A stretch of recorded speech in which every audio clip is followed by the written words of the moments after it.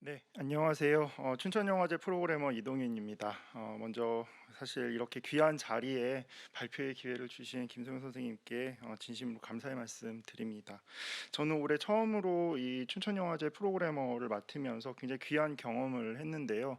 바로 한국에서 만들어지고 있는 SF들을 집대성에서 한 번에 볼 수 있는 기회를 가졌다는 점입니다.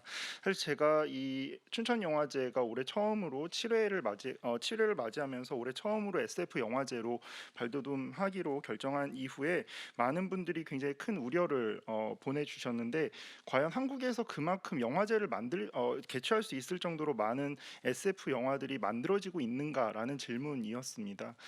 이것은 사실 굉장히 기우였다라는 것이 영화제를 개최하면서 분명히 밝혀졌고, 이후에 앞으로도 한국 영화 속에서 이 SF라는 하나의 장르가 굉장히 대안적인 방식으로 발전해 나갈 수 있겠다라는 굉장히 희망을 좀 볼 수 있는 기회였습니다. 그 내용들을 이 자리에서 좀 함께 나누도록 하겠습니다.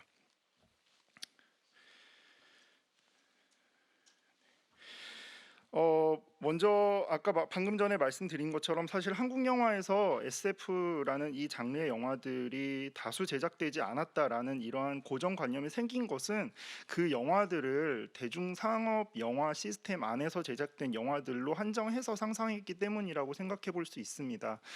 보신 것처럼 사실 실제로도 한국 대중상업 영화 시스템 내에서는 SF 장르가 다양하게 만들어지지 않았는데, 그 이유는 단적으로 생각해 본다면 아마도 대자본이 집중되어야만 제작이 가능한 영화라고 상상되었고 또 그렇게 판단했기 때문이라고 볼 수 있습니다.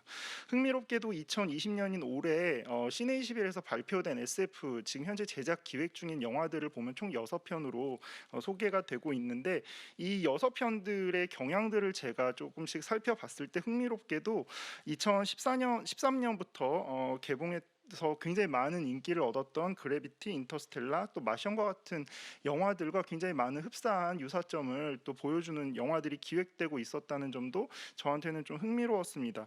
이것이 흥미로운 이유는 여전히 한국 대중 상업 영화 시스템 내에서는 SF 영화가 대자본이 집중되어야만 제작 가능한 그러한 장르의 영화다라고 생각하고, 그러한 고정관념 속에서 작품을 만들어 오고 있기 때문, 그런 어떤 증거라고 생각되기 때문인데요. 그렇다면 저는 이쯤에서 이런 질문도 던져볼 수 있을 것 같아요. 과연 SF라는 장르가 꼭 대자본이 집중되어야만 제작 가능한 장르인가? 저는 개인적으로 그렇지 않다라고 생각하고, 이번에 춘천영화제를 통해서 이 질문에 대한 어떤 해답을 또 발견할 수 있었다라고 생각이 좀 듭니다. 춘천영화제에서 올해 상영된 SF, 특히 한국 독립 SF 영화들은 총 25편이었고요. 재미있게도 저희가 예심을 거쳤는데, 저희 심사에 공모된 작품 수가 총 175편이었습니다. 물론 이제 그 중에는 SF라고 분명하게 장르화할 수 없는 그런 영화들도 다수 포함되어 있기는 하지만, 그럼에도 불구하고 많은 창작자들이 SF라고 하는 이 장르의 개념을 주류 상업 영화 시스템 내에서 그 창작자들 또는 제작자들이 생각하고 있는 그런 편견하고는 좀 다르게 굉장히 다양한 방식으로 이 장르를 생각하고 있다라는 점 또한 한번 확인해 볼 수 있는 기회였습니다. 저는 그런 의미에서 이번에 저희가 상영된 이 SF 영화들이 특히나 독립 영화장 안에서 만들어졌다라는 점도 굉장히 좀 주목해 봐야 된다라고 생각을 합니다.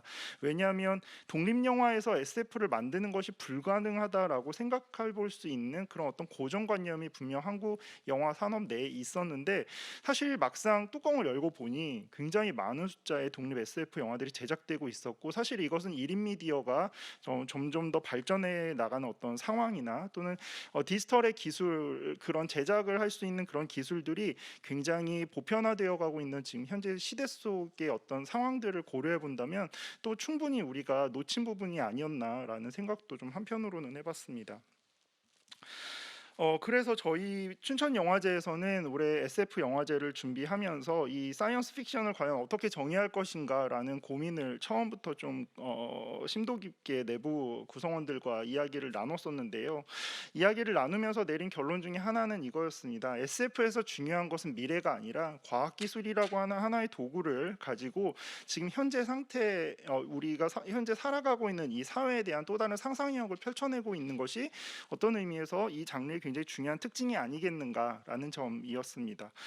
그래서 미래라기보다는 그래서 실제로 존재할 것 같은 또 실제로 존재할 수 있는 어떤 미래를 구체적으로 재현하는 것이 SF의 어떤 주된 목표가 아니라 오히려 더 중요한 것은 이 과학 기술을 가지고 불가능성으로 가득한 이 현재를 좀 더 가능성 있는 또는 어떤 대안적인 어떤 시공간으로 상상해 보는 것, 이것이 바로 SF의 핵심이다라고 저희는 좀 생각을 했습니다. 그런 의미에서 이 SF를 사이언스 픽션뿐만 아니라 지금 전 인류가 코로나 시대로 인해서 모두가 열망하고 있는 안전한 그런 미래를 한번 이 SF라는 장르를 통해서 상상해 보는 것도 굉장히 중요한 것이 아닐까라고 생각을 해서 Safe and Futuristic이라는 단어로 다시 재개념화하면서 영화제를 준비했습니다. 그렇게 해서 상영된 작품은 아까 말씀드린 것처럼 총 25편이었는데요. 어, 장편이 4편이었고요. 그리고 단편이 총 21편이었습니다. 이 표에서 보신 바와 같이 굉장히 흥미로운 점은 장르의 키워드 면에서도 굉장히 다채로운 키워드들, 다양한 어떤 소재들의 SF 영화들이 이미 독립영화 씬 안에서는 만들어지고 있었고요. 또 그 작품들이 대부분 현재 한국 사회에 굉장히 뼈아픈 또는 굉장히 비판해야 될 또는 다시 어떤 재해석이 돼야 될 어떤 사회적 문제들을 직접적으로 담아내고 있는 작품들이 다수를 이루고 있었다는 점입니다. 이 경쟁작에 선정된 이 영화들이 사실 올해 춘천영화제가 굉장히 좀 주목받을 수 있는 어떤 또 중요한 작품들이어서 저는 개인적으로 이 모든 작품들에 좀 애정을 갖고 있는 편인데요. 그 중에서 이 왼쪽에 제가 정리해 놓은 위에서부터 4가지 키워드들을 중심으로 해서 한국 독립 SF 영화들 속에서 SF라는 이 장르가 어떤 식으로 해석되고 있고 표현되고 있는지 그 경향을 좀 세부적으로 한 번씩 살펴볼까 합니다.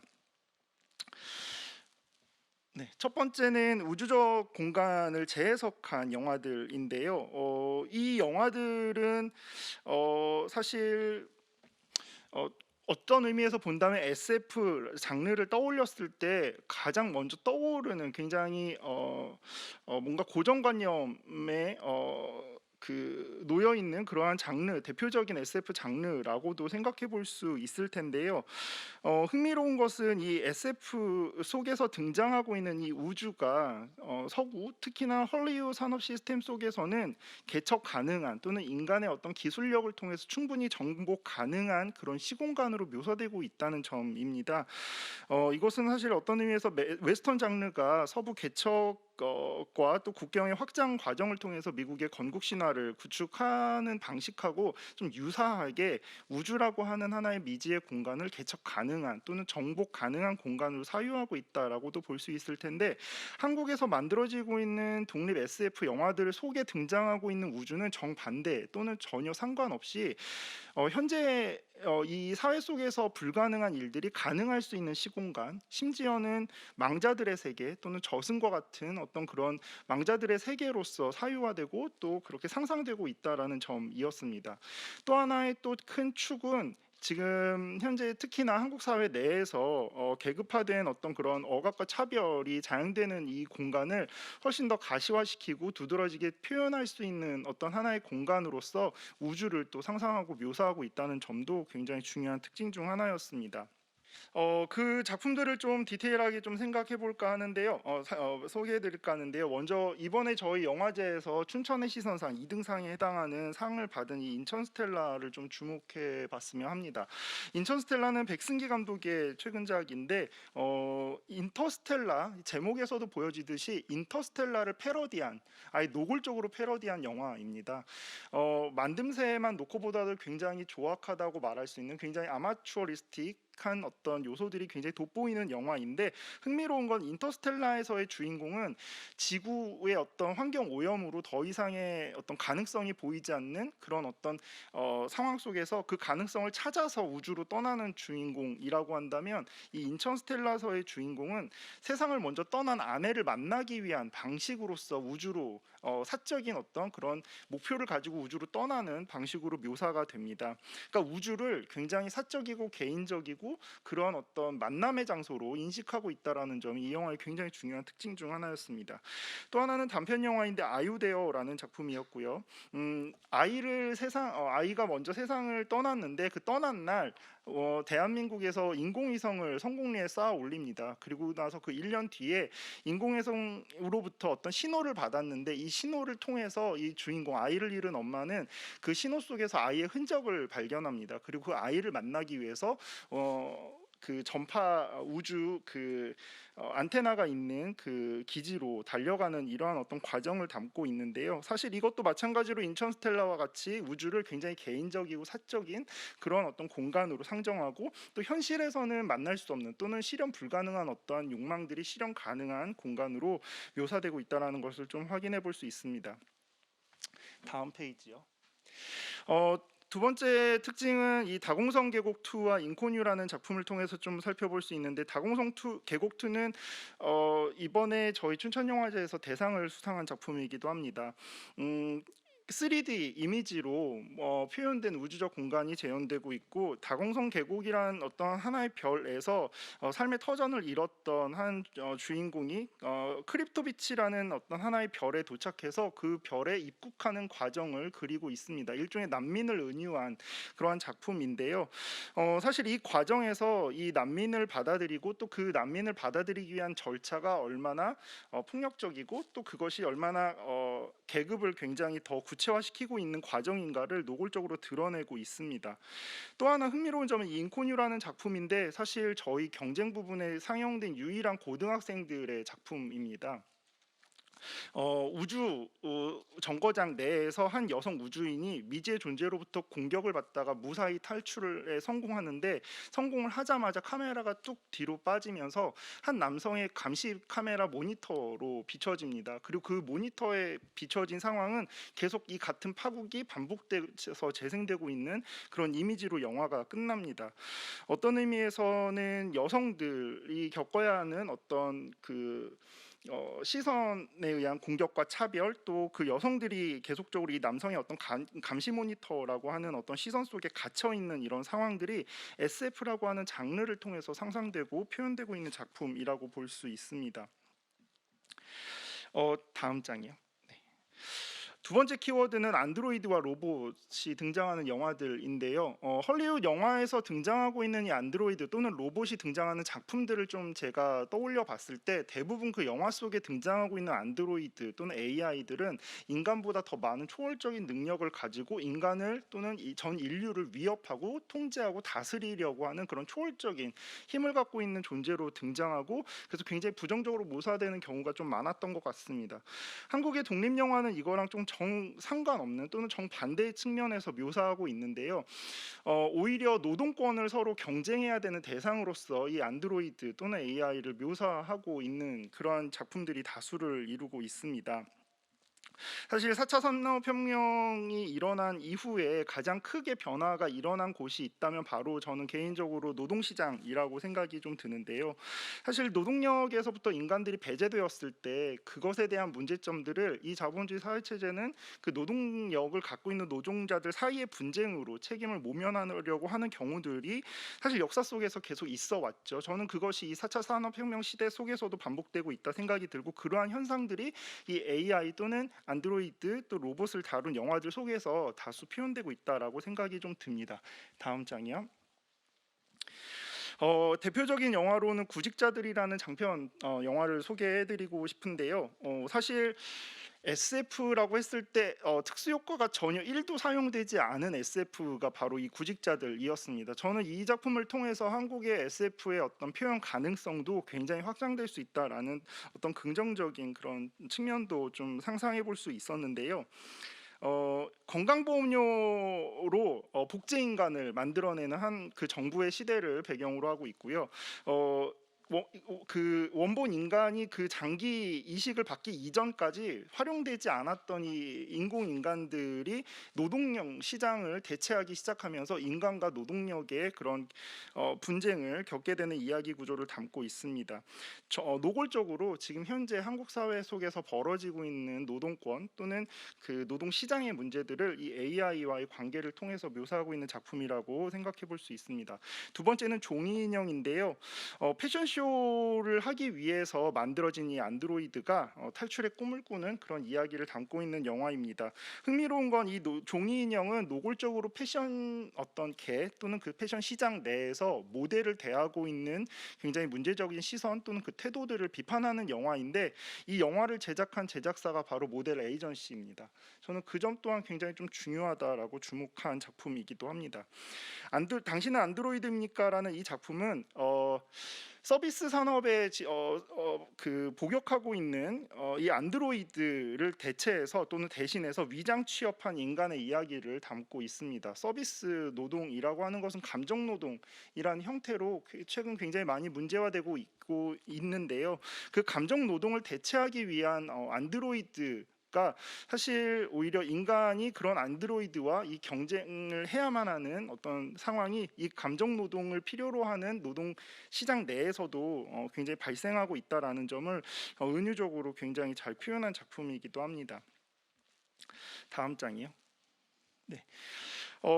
그 두 번째로는 이제 영화 로봇이 등장한 작품들이 좀 두 편이 있었는데, 아버지 가방에 들어가신다라는 이 작품은 코미디입니다. 아버지가 사고로 인해서 코마에 빠졌는데 그 아버지의 의식을 로봇에 이식을 했고, 그 이후로부터 아버지에게서 자기가 진짜로 바랬던 그 아버지의 본 모습을 발견한다라는 내용입니다.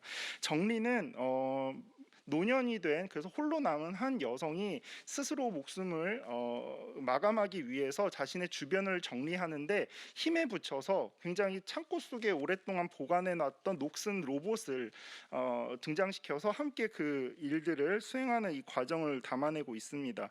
로봇이 등장하는 영화들을 이 두 편이 가지고 있는 공통점이 있다면, 이 로봇을 통해서 육체가 사라진 정신만 남은 이 인간이 과연 그 어떤 존재로서 남았을 때 그 정신만 남은 인간의 인간성은 과연 무엇인가라는 굉장히 철학적인 그런 주제들을 이 작품들 속에서 좀 발견할 수 있었습니다. 다음 장이요. 세 번째로는 사이버 가상 세계를 다루고 있는 영화들인데요. 굉장히 흥미로웠던 것은 헐리우드 산업 시스템 속에서 만들어진 이 사이버 가상의 영화들은 대자본을 통해서 현실과 가상의 세계를 점차 지워 나아가는 그런 기술력을 더욱더 강조하는 영화들이 다수를 이뤘다면, 한국 독립 SF 영화 속에서 등장하고 있는 이 사이버 가상 세계는 오히려 가상과 현실을 더 분명하게 구분지음으로 인해서 그 차이점을 통해 어떤 하나의 현실의 문제들을 가상 세계에 반영하고 있는 이런 작품이 다수를 이루고 있었다는 점입니다. 크게 표현면과 내용면 이 두 가지 측면에서 생각해 봤을 때, 표현면의 측면에서 아마추어리즘을 적극적으로 선택하고 있다는 것 또한 굉장히 중요한 요소인데요. 이 주류 상업 영화 시스템 속에서는 사실 경계 대상이 되어 오고 있는 이런 아마추어리즘이 오히려 독립 SF 영화 속에서는 자신의 목소리를 드러내고 주장하고 표현할 수 있는 하나의 도구로서 인식되고 있고, 그것이 그 영화 그 하나의 장 내에서는 또 굉장히 긍정적으로 관객들과 소통하는 또 하나의 어떤 요소가 되어가고 있다라는 점이었습니다. 내용면의 측면에서 봤을 때는 사실 아까 말씀드렸던 우주를 모티프로 삼았던 작품들하고 좀 많은 유사점을 보이고 있는데, 현실에서는 불가능한 어떤 일들이 가능할 수 있는 공간 또는 현실의 어떤 문제점들을 적극적으로 표현할 수 있는 어떤 공간으로서 이 가상 세계가 표현되고 있었습니다. 다음 장이요. 대표적인 작품은 내연이 전지현과 나라는 작품인데, 사실 올해 다큐멘터리로서 굉장히 많이 영화제에서 주목받은 작품이기도 합니다. 넥슨 초기에 개발했던 엘리시움이라는 게임이 있는데 더 이상 개발을 진행하지 않아서 개토화된 그런 게임입니다. 그곳에 여전히 남아있는 유저들을 다룬 다큐멘터리인데요. 이 다큐멘터리를 통해서 이 게임 속에 남아있는 그 게임을 떠나지 못하는 지금 청년 세대들의 어떤 문제점들을 은유적으로 굉장히 잘 표현한 작품이었습니다. 또 주목받은 작품은 바로 이 그녀를 지우는 시간이라는 단편 영화인데요. 단편 영화 감독이 영화를 만들었는데 영화 속에 갑자기 계속 뜻하지 않은 의도하지 않았던 유령 귀신이 등장합니다. 그래서 이 귀신을 어떻게 해서든 지워야 되는 게 이 편집자와 감독의 목표인데 아무리 지워도 지워지지 않는 것이죠. 그리고 이것을 지우면 더 이상 영화가 되지 않는, 서사가 맞지 않는 이런 어떤 난점 속에서 이 영화를 만들어 나가는 과정을 보여주고 있습니다. 형식이 굉장히 흥미로운 작품인데 스크린 라이프 형식으로 표현하고 있고요. 그래서 영화라고 하는 하나의 가상 세계와 또 이 영화를 편집해야 되고 있는 이 현실 사이를 이 스크린 라이프라는 형식을 통해서 매개함으로 인해서 굉장히 중요했던 건 이 기계적 시각을 굉장히 또 하나의 대안 또는 현실의 어떤 진실을 발견할 수 있는 도구로서 이 기계적 시각을 활용하고 있다라는 점이 굉장히 중요한 이 작품이었습니다. 다음 페이지요.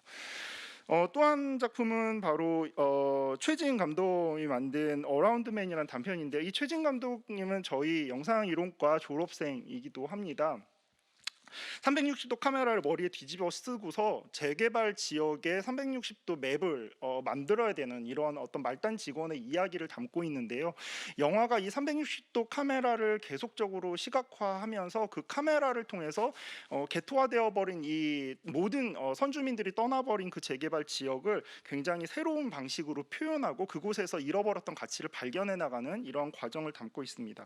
앞선 영화처럼 이 기계적 시각이 굉장히 비인간적이고 어떤 문제적 어떤 요소가 아니라 오히려 우리는 이 기계적 시각을 통해서 인간이 발견하지 못했던 가치들을 발견할 수 있다라고 주장하는 영화이기도 합니다. 다음 장이요. 끝으로 디스토피아적 미래 세계를 다루고 있는 영화들인데 사실 이 디스토피아적 미래 세계를 다루고 있는 작품들의 특징은 정말 끝까지 철저하게 디스토피아적으로 그 세계를 마감하고 있다라는 점입니다. 저는 강한 부정은 또 다른 긍정의 반대말이라고 생각이 들고 그렇기 때문에 더 이 영화들이 어떤 의미에서는 현실을 더 강하게 긍정하고자 하는 욕망을 드러낸 작품이라고 생각이 듭니다. 대표적인 영화가 바로 저는 지구를 지켜라라고 생각을 하는데요. 맨 마지막에 지구를 폭파해버리는 이 강렬한 어떤 이 엔딩이 전 지금 시대까지도 굉장히 강렬하게 또는 중요하게 이어지고 있다. 이 작품들 속에 녹아들어져 있다라고 생각이 듭니다. 다음. 대표적인 작품으로는 지구 최후의 계란이란 작품과 우주선이란 작품을 들 수 있는데요. 마지막 지구가 멸망하는 그 마지막 날 지구에 남아 있는 떠나지 못한 그 하층민들이 남은 하나의 계란을 먹기 위해서 사투를 벌이는 이야기를 담고 있습니다. 이 주선은 이제 지구를 떠나야 되는 상황 속에서 마지막 떠나는 그 비행기의 티켓을 갖고 있는 한 여주인공이 가장 싫었던 별로 보고 싶지 않았던 아버지와 함께 떠나기 위해 그 아버지를 찾아가는 여정을 그리고 있습니다. 이 영화들은 사실 결국 아무리 인류가 종말을 고하고 인류가 마감하는 그런 어떤 시대 속에 살고 있다 하더라도 결국 우리가 지켜야 되는 건 타인에 대한 연민이다라는 것을 끊임없이 강조하고 있는 영화들이기도 합니다. 다음 페이지요. 또 납세자라는 작품과 취집이라는 작품도 좀 소개하고 싶은데요. 국가의 세금을 여성의 난자 또는 남성의 정자로 대리 납부할 수 있는 가상의 시대를 배경으로 하고 있습니다. 그래서 부모님이 체납한 그 세금을 여고생이 대신 납부해야 되는 이런 폭력적인 상황 속에서 겪는 굉장히 어려움을 표현하고 있는 영화들인데 아주 노골적으로 이 여성을 출산의 도구로 인식하고 있는 국가 시스템을 비판하고 있는 영화입니다. 취집은 굉장히 세계관이 흥미로운데요. 평행 우주라는 하나의 어떤 시대 가상의 어떤 시대 속에서 내가 지금 지구에 살고 있지만 내가 욕망하고 원하고 있는 똑같은 삶을 그 평행 우주 지구의 또 다른 삶으로 살고 있는 또 다른 나를 찾으러 가는 또는 그 삶을 대신 살기 위해 떠나고자 하는 한 주인공의 이야기를 담고 있습니다. 노골적으로 지금 현재 취업을 하지 못하고 자신의 꿈을 그렇다고 이상 실현을 할 수도 없는 어떤 답보 상태에 놓여 있는 청년 세대에 대한 어떤 자화상 같은 영화라고도 생각해 볼 수 있습니다. 다음 페이지요. 사는 게 먼지와 아기도라는 이 작품도 굉장히 좀 중요하게 주목해 봐야 될 텐데요. 둘 다 대기 오염 또는 환경 오염을 주제로 담고 있습니다. 사는 게 먼지 같은 경우는 30초도 방독면을 벗으면 30초도 살 수 없는 이 세상 속에서 유일하게 그것을 벗고서 살 수 있는 어떤 유전자를 갖고 있는 한 남자의 이야기고요. 아기도는 원자력 발전소가 방사능을 유출로 인해서 가장 많이 피해를 본 한 아파트의 주민들이 얼음을 배급받아 인정받아야 되는 상황 속에 서로 경쟁하고 폭력을 저지르는 이야기입니다. 어떤 희망도 존재하고 있지 않은 철저하게 비관적인 세계를 이 두 영화 모두 보여주고 있지만 저는 개인적으로 그것이 또 다른 강한 어떤 희망을 바라보고자 하는 문부림이었다라고 생각을 좀 했습니다. 다음 작품. 네, 이렇게 해서 저는 올해 작품들 25편의 이 작품들을 좀 통해서 한국 독립 SF 영화의 현재적 경향 또는 앞으로 미래로 나아갈 수 있는 어떤 대안적인 가능성들을 좀 살펴볼 수 있었는데요. 몇 가지 좀 중요한 부분들을 짚어낸다면 먼저 한국 독립 영화의 장에서는 SF는 현실의 모순을 우회적으로 담아내거나 직접적으로 비판을 가하기 위한 어떤 영화적 수단으로 사용되고 있다라는 점입니다. 그리고 또 하나는 굉장히 비관적인 시각을 유지하고 있지만 그것이 역설적으로 또 하나의 어떤 가능성을 꿈꾸고 있는 그런 어떤 시선이었다라고 저는 생각을 하고요. 또 우리가 앞으로도 만들어질 이 SF 영화들에서 가장 주목해야 될 부분 저는 바로 이 아마추어리즘이라고 생각을 합니다. 이것을 하나의 어떤 자신의 목소리를 드러내는 어떤 표현 도구로서 이 현재 활동하고 있는 많은 창작자들이 생각하고 있다라는 것은 이 한국 SF 영화의 어떤 미래를 좀 긍정해 볼 수 있는 또 요소가 아닐까라고 생각이 좀 듭니다. 끝으로 이 기계적 시각도 저는 좀 중요하다 생각이 드는데요. 이 기계적 시각을 굉장히 비인간적인 또는 어떤 인간과는 구별된 또 다른 어떤 미지의 어떤 시각으로 인식하고 그것을 두려워하거나 또는 공포의 대상으로 생각하는 것이 아니라 오히려 현실에서 우리가 놓치고 있는 중요한 가치를 발견할 수 있는 도구로서 이 기계적 시각을 적극적으로 활용하고 있다라는 것도 우리가 좀 주목해야 봐야 될 대목이 아닌가라고 생각이 좀 듭니다. 네, 제가 준비한 발표는 여기서 마치도록 하겠습니다. 감사합니다.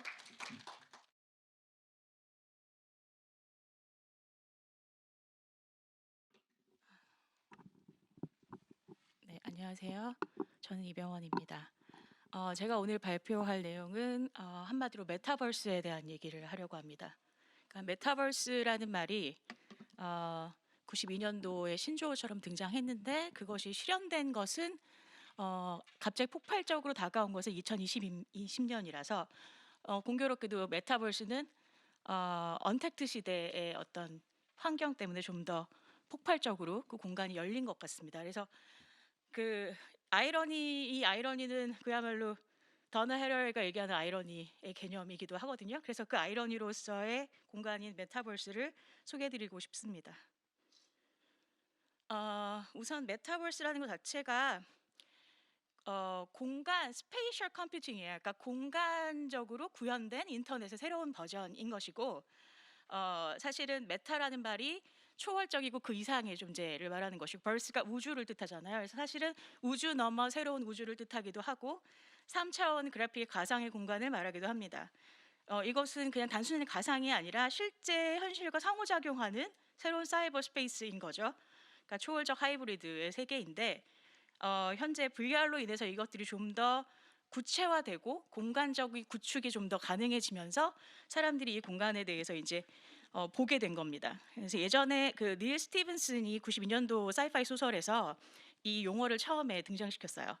그러니까 스노우 크래시라는 책에 이 말이 등장하고 현재 닐 스티븐슨은 굉장히 유명한 AR, XR 회사인 매직 리프의 퓨처리스트예요. 굉장히 수석 미래학자로 일을 하고 있으며, 그러니까 이 사람이 지금 얘기하고 있는 그 아바타에 대한 언급이라든지 그 메타버스에 대한 여러 가지 언급들이 실제 현실화되고 있다라는 거죠. 그래서 그 가상의 분신인 아바타도 처음 등장한 것이 바로 이 스노우 크래시에서고요. 스노우 크래시의 공교로운 것은 이 주인공이 흑인 아버지와 한국인 어머니 사이에 태어난 1급 해커예요. 그 1급 해커인 이 히로 프로타고니스트가 그 메타버스라는 그 현재 세계 말고 가상의 세계 안에서도 활동하는 그 게이머이기도 하고 뛰어난 검객인데 그가 이제 스노우 크래시라는 마약의 실체를 파악하면서 그 마약의 그 치명적인 손상을 일으키는 가상 공간의 마약을 찾는 이야기가 이제 구체적인 내용이고요. 이 스토리 자체도 굉장히 아주 뭐랄까 원형적인 스토리텔링이라고 봅니다. 그래서 프로토타입으로서 메타버스는 VR 챗이라고 이미 사용을 하고 있고 세컨드 라이프도 이미 2008년도 정도에 그 스노우 크래시로 영만 받아가지고 출시가 됐어요. 그러니까 이런 것들이 있었지만 좀 더 폭발적인 것은 2020년이라는 거죠. 구체적으로 사람들이 많이 사용하게 된 것은 이제 레디 플레이 원에서 그 공간성을 이미 보셨을 겁니다. 메타버스가 지금 다가오고 있다라고 얘기를 하는 그 많은 실제 실리콘밸리의 사람들이 올해에 모든 그런 그 컨퍼런스에서 이런 말들을 하고 있어요. 그래서 가장 이제 대표적인 그 AI 반도체로 세계 1위를 하는 엔비디아 대표인 젠슨 황이 그 말을 했죠. 지금은 메타버스의 시대다. 올해가. 그리고 과거의 20년 밀레니얼의 시작이 이제 그것들에 대한 기초였다면, 놀라운 일이 시작되는 거였다면, 앞으로의 20년은 사이파이 자체의 소설, 영화 이런 것들이 그 자체로 벌어지는 것이 현재형이 될 것이다라는 얘기죠. 그래서 메타버스 is coming이라고 이제 선언을 했는데 실제 공유 공공 서비스로서의 공동체인 거예요. 단순히 게임만 하거나 그 뭐 엔터테인을 즐기는 공간이 아니라, 아바타를 가지고 노는 공간이 아니라 사회 문화적 활동을 하는 경제적 가치까지도 창출할 수 있는 그런 그 하나의 상하부 구조가 같이 있는 그런 세계로서의 메타버스인 거죠. 그래서 헤드셋 자체가 필요 없어요. 모든 사람이 VR만 생각하는데 PC랑 모바일에서도 가능합니다. 그러니까 좀 더 열린 공간이고 호환성이랑 전환성이 가능한 공간인 거죠. 그래서 핵심은 공간 컴퓨팅이라는 것 자체가 디지털과 함께 장소의 힘을 만들어낸다. 어떤 물리적인 힘을 만들어낸다라는 거죠. 그런 것이 가능할까라고 하는데 있다라는 겁니다. 그래서 요즘에 다들 이제 언택트라고 비대면이라는 이 말도 안 되는 이상한 콩글리시 같은 영어가 발생을 했는데, 이 언택트라는 말과 함께 등장하는 것이 온택트입니다. 모든 사람들이 온라인에 컨택트하는 거죠. 그래서 언택트는 동시에 온택트이고, 그래서 온라인 안에서의 레저 스포츠나 라이프 스타일을 즐기는 겁니다. 삶이 변환이 되고 있고요. 이미 비대면으로. 실리콘밸리의 모든 사람들이 이런 넥스트 버전의 인터넷을 향해서 질주를 시작했어요. 포스나잇이 아마 그 첫 번째 도착자가 될 겁니다.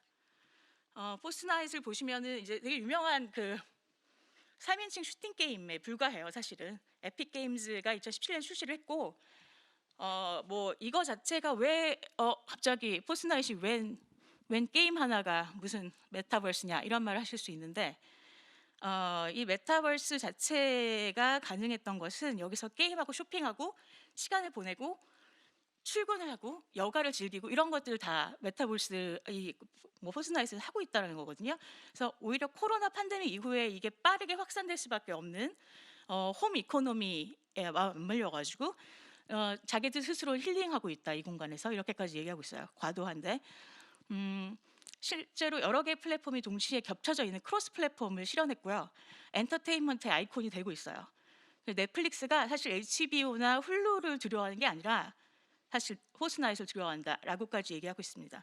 인터랙티브 소셜 네트워크로서의 그 가능성을 보여줬고, 공식 수치가 2억 5천만 명 정도가 이제 전체 플레이어인데, 그래서 또 다음 거가 있어가지고요. BTS가 갑자기 빌보드 1위를 하면서 K-팝의 새 역사를 쓴다 이런 말을 하는데, 이게 유튜브로 가능했을까라는 질문을 할 수 있어요. 예전에 싸이는 유튜브 때문이었겠죠. 하지만 유튜브가 아닙니다.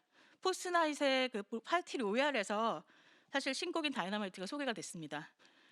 다음 예는 제가 AR로 전시를 전 세계적으로 할 수 있다라는 증거를 하나 가져왔는데, 되게 유명한 슈퍼스타 팝 아티스트인 브라이언 도넬리가 커즈라고 되게 유명한 자기 캐릭터, 그러니까 캐릭터이자 뭐 그 자기 예술가로서의 예명인데 커즈 프로젝트를 하잖아요. 근데 커즈에서 컴패니언이라는 캐릭터가 있어요. 보면 거기 이제 떠 있는 애들이 이제 컴패니언 캐릭터 중에 하나죠. 이제 Expanded Holiday라는 이름으로 확장된 어떤 휴가나 여행을 이제 AR로 보여주는 건데, 이거를 12개 정도의 캐릭터 증강현실 버전을 전 세계 11개 도시 위에 띄워요. 그러니까 이게 약간 픽셀 자체를 지오로케이티드 한다. 그러니까 지리적으로 재배치하는 픽셀로서의 전시인 거죠. 그러니까 한 공간에 정주하거나, 그러니까 익스히비트하는 존재가 아니라 떠 있는 존재고 날아다니는 존재고 전 세계적으로 로케이팅을 다시 하는, 그야말로 지리적 재배치의 의미를 그대로 보여주는데요. 이쪽 끝에 보시면은 저희 DDMC 저기 뭐죠? 그 동대문이 있고, 그 옆이 이제 홍콩이고, 파리가 있고, 동경이 있고, 뭐 베이징에 천단 뭐 이런 데가 있어요. 그래서 다 전 세계 11개 도시 위에 떠 있는 이런 것들을 이제 앱에서 출시를 했습니다. 그래서 에큐트 아트라는 곳과 함께 콜라보로 그 앱에서 이 expanded holiday라는 그 디지털 확장판을 통해서 이제 런칭하자마자 이게 전시회를 못 하니까 이 방식으로 열었는데 10만 다운로드가 일어나고 단시간 안에 25만에서 굉장히 성공적인 사례가 됐고요. 이게 약간 피규어를 구매하는 거죠. 그래서 주당 7달러에서 한 달에 30달러 이런 식으로, 그리고 패키지로 뭐 구매도 할 수 있고. 그래서 코비드 안에서 어떤 팬데믹 상황에 사회적 거리를 두게 하면서 예술과 어떻게 교류할 수 있을지를 정교하게 보여주는 사례이며, 이제 이걸 운영하는 사람들도 AR의 어떤 참여형 인터랙티브, 거기에 가서 어느 곳에서 이 어느 위치에서 감상하는지에 대해서 능동적으로 반응하는 참여적 AR로 이걸 확장하고 있다고 합니다. 좀 더 이제 그 메타버스에 다가가는 것을, 실제 이 메타버스를 운영하고 있는 키맨들이 모여가지고 이제 올해 그 게임비트 서밋이라는 곳에서 이제 컨퍼런스를 했어요. 이게 지금 유튜브 상에서 보실 수 있거든요. 그 내용 출처 보시면 이제 들어가서 거기 이제 기사하고 유튜브하고 보실 수 있는데, 실제로 이제 이들이 생각하는 것은 어떤 그 살아있는 어떤 지속적인 동기화된 살아있는 우주로서의 강력한 시뮬레이션이 작동하는, 몰입적이지만 동시에 사회적 참여와 협력이 가능한, 역동적이고 되게 개방적인 그런 공간을 상상하는 게 메타버스라고 생각해요. 그래서 가장 가까운 이제 웹버스라고 해가지고 웹 형태의 VR의 개방형 프로토콜이라고 하는 현재의 뭐 VR 챗이라든지 여러 가지가 있는데, 이런 것들이 이제 어떻게 환경을 바꾸고 조작하는지, 실제 평행 세계로서 기능하고 다중 우주로서의 그 역할을 하는지, 이제 그런 것들이 어떤 방식으로 운영되고 있는지를 이제 논의하고 있어요. 그래서 유저가 단순히 유저가 아니라 크리에이터가 되기도 하고 플레이어가 되기도 하면서 이들이 서로가 이제 그것을 직접 만들어내는 거죠. 그래서 정말 에이전시 항이 형성이 되는 거예요. 그래서 창작자라든지 기업이라든지 이런 그 전 세계가 생태계 간에서 교류할 수 있도록 되어 있는 형태가 이제 메타버스라고 할 수 있고요. 포켓몬 보셨죠? 예, 포켓몬 만드는 회사가 이제 나이언틱인데, 나이언틱이 이제 메타버스 형태로 플래닛 스케일 AR이라는 것을 출시를 해서 지금 많은 사람들이 활용을 하고 있고, 또 하나의 그 줌하고는 좀 다른데 좀 이렇게 하이피델리티라는 것도 있어요. 이제 이 하이피델리티라는 게 소통이 좀 가능하고 모임할 수 있고 여러 명의 그룹핑이 동시에 허용되는 약간 개방적 공간으로서의 집단성을 얘기하는 그런 약간 중간 형태가 하이피델리티라는 것도 있고요. 그리고 이제 또 하나가 이제 페이스북이 만들어내는 호라이즌입니다. 소셜 VR 플레이그라운드라고 본인들이 이제 명명해서 사회적이고 즉흥적이고 창의적인 경험을 할 수 있는 공간이다라고 말을 하고 있거든요. AR하고 VR을 통해서 사회적 연결을 하겠다라는 건데, 이게 얼마나 깊숙이 페이스북의 실제 유저들하고 연결될지는 아직 알 수가 없습니다. 저는 그래서 이런 모든 어떤 상황들이 디얼킴의 어떤 단어를 떠오르게 했고요. 그러니까 캐런 버라드가 말하는 디얼킴에서의 그 물질성이 바로 이 메타버스의 공간이 아닌가라는 느낌이 듭니다. 그래서 우주의 길목에서 만나기라는 그 Meeting the Universe Halfway에서 이제 말하려고 양자 물리학적인 거, 그리고 물질과 의미의 디얼킴이라는 얘기를 하고 있는데, 그때 그 회절적 방법론이라는 것이 실제 펼쳐지는 공간이 메타버스 공간이라고 저는 생각을 하고 있고요. 그래서 이 행위항이라고 하는 것이 인간이 아니라 비인간, 그리고 물질, 그 이상의 존재들이 같이 뒤엎여서 재형상화되어지는 공간이라고 생각하고, 어떤 신체적인 생산에서의 물질 담론적인 기제 가 연결되는 그런 공간이라고 생각하고요. 이 물질성 자체가 욕망하는 역학계이면서 에너지의 수용과 방출, 살아가게 하기, 살기 뭐 이런 것들을 연결시키는 어떤 물질적 진료라고 생각합니다. 그래서 이것들이 굉장히 페미니즘적인 기획으로서 현재 사람들이 이용하고 있는 메타버스에서 녹아나고 있지 않나 생각이 들고요. 이거는 이미 제가 앞에서도 말씀을 드린 아이러니컬한 어떤 도전인데, 양립 불가능한 것들, 그 양자가 어떤 서로가 필요하지만 동시에 사실인 어떤 존재들이 어떻게 진부하지 않게 서로가 뒤얽혀 있을까에 대한 얘기. 그래서 농담이면서 동시에 진지한 놀이이기도 한 어떤 정치적 방법론으로서의 그 태도라고 생각하고요. 그게 저는 메타버스에서도 좀 더 공격적으로 드러났으면 좋겠다는 생각이 있어요. 그래서 사이보그의 이미지, 그리고 사이보그 이미지 자체가 사실은 굉장히 시각적 환상이기도 하고, 신호나 전자파라든지 스펙트럼의 한 단위이기도 하고, 이동 가능한 어떤 존재이기도 하고 그렇기 때문에 에테르이기도 하고 근원이기도 하거든요. 근데 이런 것들이 바로 에타버스에서의 그런 프랙탈적인 요소들이 바로 이런 사이버그 시뮬레이션의 형태가 아닌가라는 생각이 듭니다. 그야말로 악상블라지 포스트 휴먼의 형태를 그대로 녹여낸 거라고 생각하고요. 이런 이질적인 것들과 이웃하면서 어떻게 공명 효과를 만들어낼까? 그러니까 기계들이 서로 다른 기계들과 접속하고 그 욕망의 흐름을 만들어내는 과정이 메타버스에 있다라고 생각합니다. 크리스텐 데일이라는 그 포스트 휴머니즘 리서치 인스티튜트의 디렉터가 쓴 글을 이제 제가 여기에 좀 소개를 하려고 가져왔는데요. 다 아시는 거의 내용인데 이 중에 제가 이제 어떤 물질적 내재성이라는 상호 연결성이라는 것들이 초관계적인 요소로 이제 존재한다라는 것이 이제 핵심일 것 같고, 그러니까 포스트 휴먼 대기가 메타버스 이용하기, 메타버스에서 놀기, 메타버스에서의 어떤 활동일 수 있겠다라는 생각이 들어요. 그래서 그거는 어떤 몸의 뇌현이라든지 마음의 체현이라든지 이런 것들이 그야말로 VR하고 AR을 그대로 구현한 단어가 아닐까, 브라이 도티의 그 말과 공명한다라고 생각을 하거든요. 그래서 그야말로 초관계적 아펙트로서의 그런 바이브런트 매터라고 말하는 그 버넷의 그 말 자체도 여기서, 그러니까 아펙트 신체가 어떻게 악상블라지의 개념을 가지고 행위자로서 자기를 드러낼 것인가, 발광한다, 활기를 드러낸다, 내지는 끌어오른다, 뭐 이런 의미들을 그대로 보여주는 것이 아닌가라는 생각이 들고요. 그래서 휴머니티와 넌 휴머니티가 맞물리는 네트워크인 거죠. 그리고 굉장히 능동적이고 긍정적이고 상호 접속하고 상호 의존적인. 그런데 이 공간이 어떻게, 그러니까 물질적인 얽힘 자체가 어떤 윤리와 에토스를 발생시킬 것인가의 문제. 삶의 융성함뿐만 아니라 삶의 연약함도 같이 드러내기 때문에 그 요소를 어떻게 이제 우리가 논의할 수 있을까? 그 접점들을 열어가는 것이 굉장히 중요한 지점이라고 생각합니다. 이거는 한번 다시 정리를 했고요. 그래서 공간 컴퓨팅으로서의 XR이 가지고 있는 요소, 공간 전환의 시대다 한마디로. 그리고 그 컴퓨팅이 이제 공간화되어지는 것이고, 아까 말씀드린 매직버스나 뭐 사이버버스, 화웨이가 말하는, 그리고 플래닛 스케일 AR이라고 하는 나이언틱의 이런 것들이 대표적인 예이고, 3D 공간으로서의 현실을 그대로 반영하는 공간이 된다. 그러니까 포스트 코로나 시대에 가장 중요한 것이 이제 회복력이라고 얘기하거든요. 회복 탄력이라고 하는 것들이라고 얘기하는데, 매진 대표의 이제 아부비츠가 이제 이걸 또 강조를 했어요. 그래서 서로가 어떻게 어떤 불안한 정서를 극복하면서 시스템의 기능을 회복할 것인가. 그러니까 고속 네트워크의 속도와 규모를 가지고 어떻게 만날 것인가, 상호작용할 것인가, 이 문제를 이제 논의를 하고 있고, 이제 이거 자체가 이제 사회적인 법적인 윤리적 규범을 가지고 있는 다음 세대의 외부로서의 어떤 가능성이 얼마나 있을지를 따져봐야 될 것 같죠. 중요한 질문은 그래서 개방적인 방식으로 이게 개발될 거냐, 아니면 독점적이고 폐쇄적인 방식으로 시스템이 개발될 것인가, 이것들을 지금 실리콘밸리에서 논의하고 있다는 겁니다.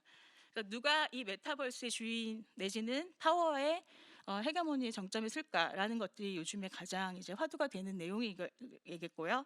이제 그 AR을 통해서 메타버스가 어떤 식의 이제 구조들, 뭐 툴이라든지 클라우드라든지 그런 요소들의 인자들이 섞여서 구현되는지를 보여주는 것이고, 그 옆에 자료는 이제 소프트웨어를 가지고 있는 키맨들이고, 그 옆은 이제 플랫폼을 갖고 있는 키맨들이에요.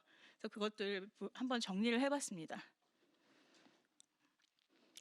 저는 나이언틱도 포스나잇보다 좀 더 강력한 차세대 리얼 월드 AR의 혁신을 만들어내고 있기 때문에 어떤 나이언틱 보시면은 이제 플래닛 스케일 AR 얼라이언스에 SK텔레콤이나 소프트뱅크가 같이 있어요. 그래서 물론 이제 그것에 기반은 포켓몬이에요. 10억 건의 다운로드가 있었고, 해리포터 게임이라든지 인그레스 같은 게임들을 계속 만들고 있기 때문에 이제 이런 스타트업과 이제 공생하면서 만들어내는 어떤 물리적 세상에 평행하는 증강세계를 구축하는 나이언틱의 요소들도 좀 감지를 해봐야 된다라는 생각이 있습니다.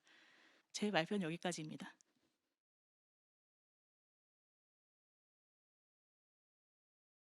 예, 김재윤입니다. 초청해주신 김소영 선생님과 주최해주신 영상원 감사드리고요. 두 분 발표 흥미롭게 잘 들었습니다. 사실 두 분의 발표가 어떤 학술적인 이제 그 어떤 이제 연구를 지향한다기보다는 사실 이제 좀 그 다른 어떤 이제 그 어떤 글쓰기의 양식이나 프레젠테이션의 양식으로 사실 이제 저 제시됐기 때문에 흥미로운 주제와 대상을 이제 다룬다고 하더라도 사실 좀 이걸 어떻게 토론을 해야 될까 좀 이제 좀 어려움이 있었던 것도 사실 솔직히 말하자면 사실인데, 그래도 이제 뭐 나름대로 좀 생각을 말씀드리겠습니다. 이동윤 저 선생님에 대한 이제 발표는 사실 이제 질문보다는 이제 어떤 뭐 SF 영화제 춘천 영화제 SF 한국 독립 SF를 프로그래밍 하시고 다시 매핑하시면서 이제 접근하셨던 분류하셨던 방식에 대한 어떤 제 생각으로 말씀드리겠고요. 예, 거기에 대해서 먼저 말씀드리면 결국 이제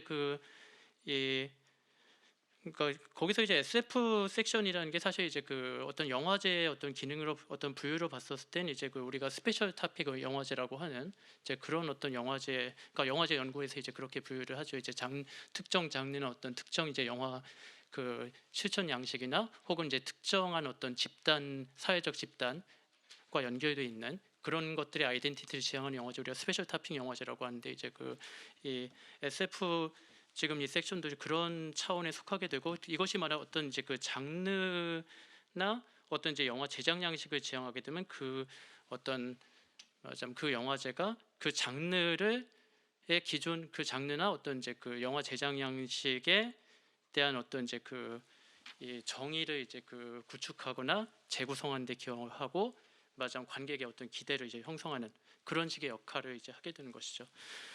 그런 점에서 봤을 때 지금 이제 이번에 프로그래밍 통해서 소개해 주신 이제 어떤 작품들이 이제 크게 보면 이제 말하자면 이제 세이프 앤 퓨처리스틱이라는 어떤 이제 어떤 의도하에 SF라는 이제 차원으로 말하자면 분류를 하시고, 그 안에서 어떤 이제 주제적인 혹은 이제 뭐 주제적인 경향들이 이제 식별을 해 주셨는데, 사실 그 중에 좀 이제 약간은 좀 고개를 갸웃거리는 좀 차원들이 몇 작품이 있었어요. 그러니까 예를 들어서 이제 김하영 작가님의 다공성 계곡 2 같은 경우는 사실 이제 그러니까 거기서 이제 페트라 제네틱스라는 이제 주인공이 말하자면 경유하게 되는 세계는 우주라기보다는 사실 이제 어떻게 보면 이제 가상의 이제 지구나 어떤 가상의 우리 세계이고요. 거기서 페트라 제네틱스라는 캐릭터가 사실 이제 이 함축하는 바도 어떤 이제 이 잔여적인 떠도는 어떤 데이터로서의 어떤 이제 이 어떤 컴퓨테이셔널한 어떤 대상, 그리고 이건 김하영 작가의 어떤 관심 중에 하나인데, 어떤 이제 암석의 형태로, 그래서 이제 계곡이죠. 그래서 암석의 형태를 탐구함으로써 사실 이제 어떤 암석학이라는, 어떻게 보면 지질학적이고 어떻게 보면 뭐 이제 뭐 지금 우리가 다루고 있는 인류세의 테마하고도 이제 무관하지 않은 그런 식의 이제 다양한 층위와 어떤 이제 이 연상들을 이제 담고 있습니다. 그리고 그런 어떤 이제 이 다양한 층위와 연상 관념들의 이제 이야기를 조합하는 데 있어서 이제 이 김하영 작가가 이제 채택하고 있는 어떤 방법론이 레자 네가레스타니의 저서로부터 영향받은 사변적 픽션이라는 이제 어떤 접근법을 이제 활용하고 있고, 그건 이제 다공성 계곡 1에서 사실 이제 드러났던 바이기도 하고요. 그런 점에서 봤을 때 이 작품을 어떤 또한 이 작품이 이제 그러니까 전주영화제에서도 사실 경쟁작으로 이제 포함이 됐긴 했지만, 사실 이 작품 사실 이제 이 동시대 미술에서 이제 어떤 무빙 이미지 설치 작품이란 맥락에서 이제 1차적으로 봐야 되기 때문에, 사실은 이제 어떤 이제 제작의 어떤 어떤 제작 양식이나 이 해당 작품이 순환된 양식으로 봤을 때, 이것을 과연 지금 이제 이 어떤 이 SF라는 차원에서 동일하게 말하자면 이제 다른 작품들과 동일한 어떤 수준에서 이제 분류할 수 있을까라는 것에서 좀 의문을 가지는 차원들이 있었고요. 오히려 이제 그러니까 동시대 한국의 무빙 이미지 작가들 중에서 그런 이제 좀 코스믹하거나 혹은 이제 미래적인 상상력 이제 좀 활용한 거나 이제 도입하는 작가들이 있어요. 예를 들어 박민아 작가라든지 뭐 이명주 작가라든지 그런 이제 작가들이 떠오르는데, 그런 식의 어떤 좀 프로그래밍들로 이렇게 좀 더 그 묶여서 이제 다룰 수 있지 않을까는 좀 생각했었고요. 그런 점은 사실 이제 그 두 개의 좀 작품에서도 이제 좀 더 드러났는데요.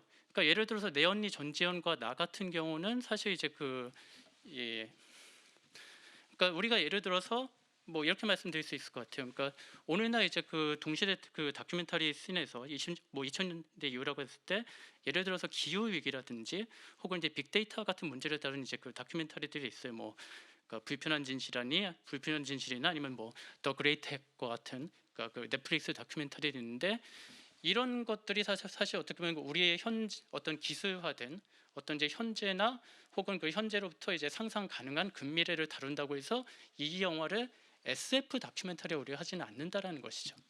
그러니까 이거는 상당히 낯선 용어죠, 사실 SF 다큐멘터리. 그러니까 그런 어떤 이제 그 오히려 이제 그 내 언니 전재현과 나 같은 경우는 한국 다큐멘터리 전적인 전통에서는 2000년대 초부터 이제 본격화된 어떤 이제 감동나의 말하자면 이제 그 어떤 표현 그 과정에서 말하자면 이제 그 그러니까 참여적인 어떤 모든 왜냐하면 거기서 이제 그 다큐멘터리에서 이제 주로 이제 그 탐사를 하는 대상은 이제 이 에리시움 게임의 그 유저들이니까요.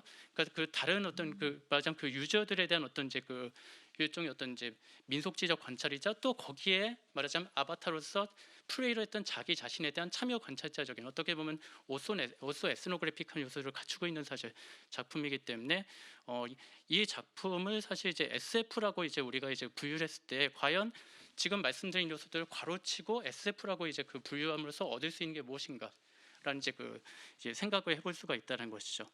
그 점은 예를 들어서 사실 이제 SF라기보다는 일종의 데스크탑 시네마의 좀 이제 이 어떤 학생 작품적인 변형이라고 할 수 있는 사실 이제 내 언니 전지현과 나와 그녀를 지우는 시간은 모두 사실 저희 학교의 그 졸업 작품인데 사실은 그러니까 그런 이제 그녀를 지우는 시간도 사실은 이제 그런 이제 우리가 데스크탑 시네마라고 얘기할 수 있는 어떻게 보면 가장 잘 이어진 최근의 예로 뭐 서칭 같은 작품들이 해당할 수 있는 그런 식의 이제 어떤 층위들을 닿기 때문에 이런 어떤 이제 차이들을 말하자면 이제 평평하게 만들면서 우리가 이것을 SF라는 것으로 묶었을 때 과연 어떤 이제 이 시사점이 있는가 뭐 이런 점들을 우리가 이제 좀 생각을 해볼 수가 있을 것 같아요. 뭐 여기는 이 정도로 이제 말씀드리고요.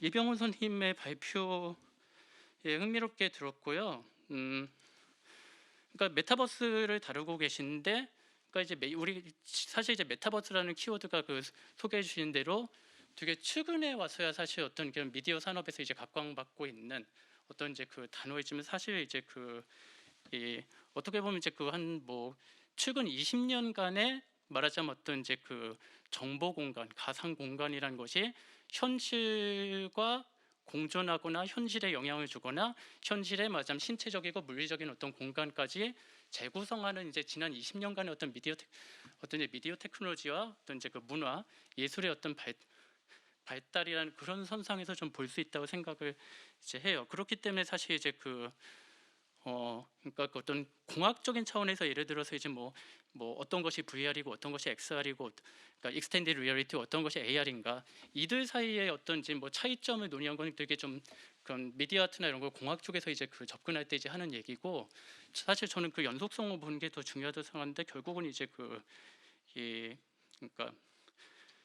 결국은 이제 이러한 어떤 이제 일련의 변화가 말하자면은 우리 어떤 세계상의 이제 이 달라지는 방식에 대한 것이죠. 그러니까 말하자면 이제 어떤 하이데거식으로 말할 때 이제 월드 픽처라고 얘기할 수 있는 결국 이제 가상적인 세계가 말하자면 우리의 어떤 주체성과 세계 자체를 근본적으로 재구성하게 됐고 그래서 이제 디지털 테크놀로지 인터페이스와 어떤 이제 이 이미징 정보라는 것이 더 이상 어떤 이제 새로운 것을 지향한다기보다는 그냥 우리의 삶의 일부가 돼서 어떤 평범하게 되었고 그래서 우리의 어떤 이제 기본적인 세계와 주체성 자체를 재구조하고 구성하게 되는 그런 20년간의 과정에 이제 차원이라는 생각이 들고 우리가 그런 식의 차원들을 예를 들어서 포스트 디지털 혹은 포스트 인터넷이라고 얘기할 수 있을 것이고 아마 이 점에 대해서는 사실 이제 이 동시대 이제 미술에서도 이제 다양한 어떤 이제 반응들이 2000년대 중후반부터 후반부터 이루어져 왔습니다. 그리고 또 이런 식의 어떤 이제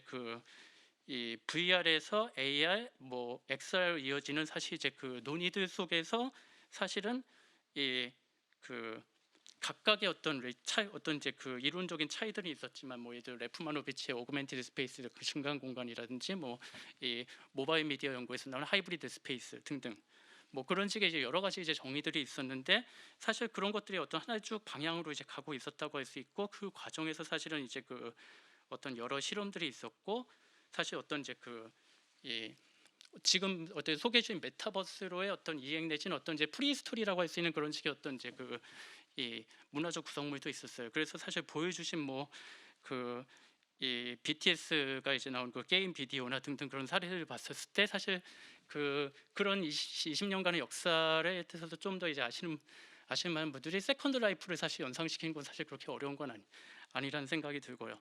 그래서 사실 이제 이런 어떤 말하자면 이제 이런 식의 어떤 흐름 속에서 봤을 때 결국 이것이 뭐 한편으로는 이제 어떤 우리의 오늘날의 어떤 세계상을 이제 그 제시하는 방식이기도 하지만은 제가 항상 이제 어떤 의문을 어떤 이제 이 뭐라고 할까요? 좀 질문해야 될 지점은 결국 이 메타버스라는 것이 말하자면 어떤 이제 하나의 이제 어떤 산업적이거나 문화적인 키워드로 제시가 됐을 때 과연 어떠한 이제 힘이 말하자면 작용하는가?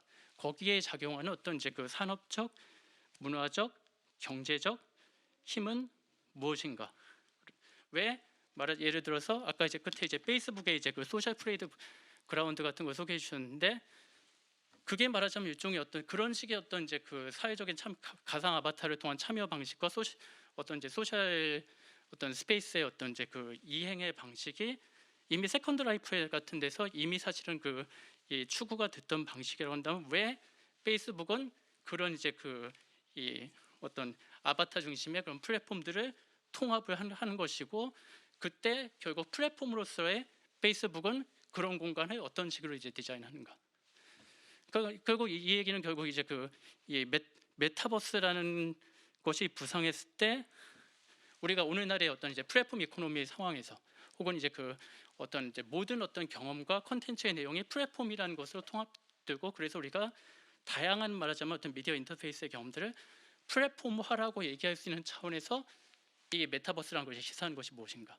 그런 식의 차원이라는 질문들을 제기를 할 수가 있다라는 것이죠. 그리고 그 과정에서 말하자면은 기존에 우리가 시네마라고 여겼던 것, 무빙 이미지로 여겨졌던 것들은 어떻게 통합되고 재구성되는가? 그 속에서 말하자면 시네마적인 것이 뭔가 이주하고 그래서 변형이 된다면 과연 우리가 이제 알고 있었던 시네마적인 것과의 유사성과 차이는 무엇인가?라는 점 그런 점들을 질문해야 된다는 생각을 해봤습니다. 결국에 이제 뭐 아까 끝에 이제 처음에 이제 이 레디 플레이어 원을 예로 들어주셨는데 레디 플레이어 원에서 사실 되게 중요한 부분들은 그런 이제 버추얼 카메라나 세팅을 활용해서 말하자면 이제 게임의 경험을 스크린에 옮겼다뿐만 아니라 그런 식의 공간을 구성함으로써 시네마가 통합되는 어떤 이제 어떤 것들이 통합되고 재구성되는가 시네마의 어떤 기억까지 포함해서 그런 차원이 아닐까 하는 생각이 들거든요. 예를 들어서 이제 디오라마라든지 그리고 이제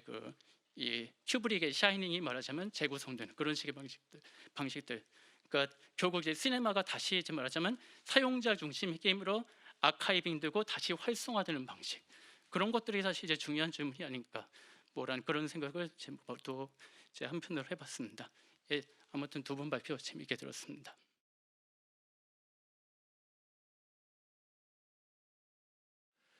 마지막 라운드 테이블을 시작하겠습니다. 1부에서 제가 진행이 이미 시작된 중간에 진행을 받기 때문에 시간이 짧아서 인사를 못 드린 채 진행을 했는데요. 저는 영상이론과 신광현 교수입니다. 오늘 사실 이게 다루고 있는 주제들이 범위가 넓고 또 많은 쟁점들을 포함하고 있는데 이렇게 짧은 시간 동안 진행을 하기 때문에 충분히 발표하시거나 토론하신 분들이 얘기할 거리가 좀 부족했으리라 느낍니다. 질문도 많으실 텐데 그래도 할 수 없이 짧은 시간 동안 진행해야 되니까 최대한 압축해서 요점만 말씀해 주시는 걸로 그렇게 진행해 주시면 감사하겠습니다. 참고로 이동현 선생님께서 6시 전에 나가봐야 된다고 해서 먼저 좀 순서를 거슬러서 먼저 그 아까 평가 토론에 대한 답변만 간단히 말씀해 주시는 걸로 시작을 하겠습니다. 예, 짧게 그 답변해 주시고 혹시 뭐 다른 얘기가 있으시면 얘기를 해주십시오. 네, 감사합니다. 먼저 김지훈 선생님께서 되게 좋은 질문과 지적해 주셔서 진심으로 감사드리고요. 사실 질문 또는 그 지적해 주신 내용들은 저희 춘천영화제가 SF 영화제로서 나아가는데 계속적으로 고민해야 되는 방향이라고 생각이 좀 듭니다. 그리고 이 SF라고 하는 하나의 정의가 고정된 의미로서 정의되기보다는 앞으로 계속 재구성될 수 있는 어떤 개념이라고 저는 생각이 들어서 각 시대에 따라서 지속적으로 좀 고민을 해야 되는 그런 개념이라고 좀 생각을 합니다. 그래서 사실 맨 마지막에 질문을 주셨던 이 영화들을 SF라고 정의하는 것이 과연 어떤 시사점을 낳는가라고 하는 이 질문은 저도 지금 현재 계속 고민 중이고 앞으로 내년에 저희가 SF 영화제로서도 다시 출범을 할 때 계속 고민해야 되는 바라고 생각이 좀 듭니다. 한 가지 조금 더해서 제가 올해 프로그래밍을 하면서 생각했던 것 중에 하나는 이뭐 아까 지적해 주셨던 세 편의 작품 다공성계곡 2나 또 내연이 전쟁과 나 또 그녀를 지우는 시간과 같은 이러한 영화들을 SF로 정의할 수 있다라고 저는 개인적으로 좀 생각이 들었는데 뭐 어떤 장르라고 하는 하나의 개념이 뭐 하나로 고정되거나 어떤 단순하게 정의될 수 있는 것이 아니라 다양하게 재구성되고 또 다양한 어떤 요소들이 혼합되어 있는 것이 바로 장르라고 하는 점을 좀 생각해 본다면 저는 이 작품들이 분명 하나의 어떤 SF로서의 어떤 가능성을 지니고 있다라고 생각이 좀 들었습니다. 제가 그렇게 생각했던 것들은 이 작품들 속에서 표현되고 있는 어떤 기술 매체에 대한 시각 이었는데요. 뭐 다공성계곡 2 같은 경우는 말씀 주셨던 것처럼 그것을 굉장히 3D 이미지로서 굉장히 새로운 어떤 또 시각으로 재현하고 있는 그 방식에서 저희가 충분히 사유할 수 있는 대목이 많았다라는 생각이 좀 들어서 이것을 충분히 SF라고 좀 생각해 볼 수 있지 않을까라고 생각을 했었고요. 좀 사적인 얘기를 말씀드린다면 이 작품을 저희가 선정했을 때 김하영 작가님이 개인적으로 저에게 자기가 이 작품을 SF로서 소개할 수 있어서 굉장히 기쁘다라고 말씀을 해주시기도 했습니다. 사실 영화제에 모셔서 저희가 좀 더 깊은 대화의 시간들을 좀 만들어 보고 싶었는데 바쁘셔가지고 못 오셔가지고 이런 얘기들을 좀 충분히 나누지는 못했지만 이후로도 저희는 올해 또 이 작품이 대상을 받았기 때문에 내년에는 계속적으로 이 작품과 관련된 어떤 SF적인 어떤 시선에 대한 담론들을 좀 저희 영화제가 계속적으로 좀 만들어 나갈 생각도 가지고 있습니다. 그래서 사실 굉장히 큰 숙제를 저에게 주신 그런 질문이었고 또 던져주신 것 같아서 앞으로 저도 계속 프로그래머로서 주신 그 질문과 그 문제점들을 계속 좀 더 극복할 수 있도록 많이 노력해 보겠습니다. 네, 감사합니다. 네, 이제 시간이 부족한 관계로 다시 토론하기보다는 괜찮으시면 그렇게 하시고 저기 지금 중요한 그 SF와 다큐멘터리 또는 시각예술의 중첩 현상을 놓고 어떻게 보면 간단한 경합이 이루어질 수도 있고 또 그 안에서 새로운 융합이 이루어질 수 있는 그런 가능성을 놓고 얘기하신 것 같습니다. 그 베냐민이 이미 과거에 유명한 기술 복제 논문에서 얘기했듯이 말하자면 영화는 과학적 무의식이라고 하는 우리에게 새로운 세계를 선사한다. 그러나 그것이 문제는 그것의 이제 그 유용성 여부가 아니라 그것이 어떤 생산 관계와 결합할 것이냐에 있다라고 하는 그런 최초의 문제 제기 그 제기가 지금도 여전히 유효한 문제라고 생각이 되고요. 그런 문제 질문 속에서 SF 영화냐 다큐멘터리냐 또는 시각예술이냐 이런 것들이 어떤 생산 관계의 변화를 위해서 기여할 것인가 이런 질문이야말로 가장 놓쳐서는 안 될 질문이 아닐까 생각이 듭니다. 그 다음으로 처음 순서대로 저기 일단 박전 선생님께서 토론에 대한 그 답변 주시겠습니다. 아미나 선생님이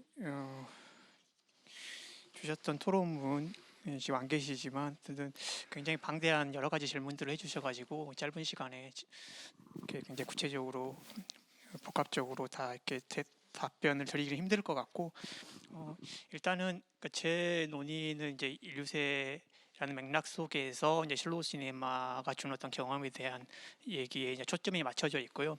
하지만 이제 서두에서 제가 굉장히 그 인류세에 관한 어떤 비판적인 논의들을 전반적으로 이제 소개하는 과정 속에서 이제 그것과 관련해서 이제 여러 가지 문제 제기들이 나올 수 있었다라고 생각을 합니다. 그래서 예를 들어서 뭐 인류세를 얘기를 하게 되면 뭐 자본세도 있고 크툴루신도 있고 뭐 있기 때문에 뭐 그런 것들 사이의 어떤 경합이나 이런 문제들도 같이 얘기를 해야 되고 뭐 그렇지만 일단 뭐 그렇게까지 하게 되면 사실 이제 제 논문이 갈 길을 잃어버리기 때문에 예, 그렇게까지 나가는 거는 다음 기회에 다른 어떤 프로젝트에서 충분히 할 수 있을 거라고 보고요.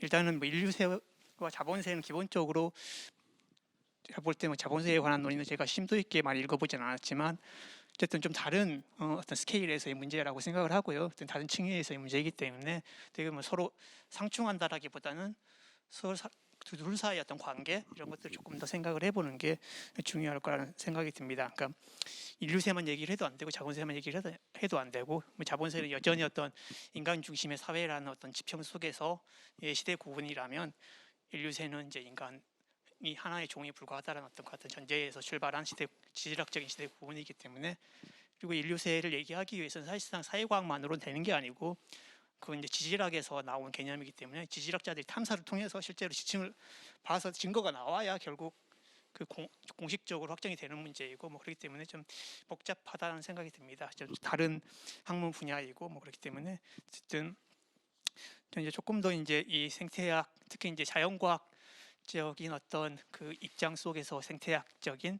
문제들을 바라보는 이런 관점들은 어떻게 보면 자본세보다는 조금 더 인류세 담론에서 좀 더 구체적으로 과학적으로 많이 제기가 됐다고 생각하고 그래서 이제 차크라바티 같은 경우에는 사실상 역사학자임에도 불구하고 어렵게 자연과학도 공부해가면서 그렇게 인류세 담론에 뛰어든 게 제가 볼 때는 굉장히 좀 의미 있는 시도라고 생각을 하고 하지만 이제 그와 같은 의미 있는 시도에도 불구하고 조금 더 이제 이 인간과 어떤 비인간 사이의 이 상호작용에 대한 문제 그 상호작용에서 오는 어떤 경험의 문제를 조금 더 철학적으로 면밀하게 얘기해 볼 수 있지 않을까. 그리고 그와 같은 문제가 어떻게 보면 오늘날의 이 슬로우 시네마가 주는 어떤 경험과도 어떤 연관이 있을까 이런 관점에서 제 얘기를 해봤습니다. 그래서 제가 이제 특히 이제 논문을 보면서 느끼셨겠지만 신경 철학자라고 얘기할 수 있는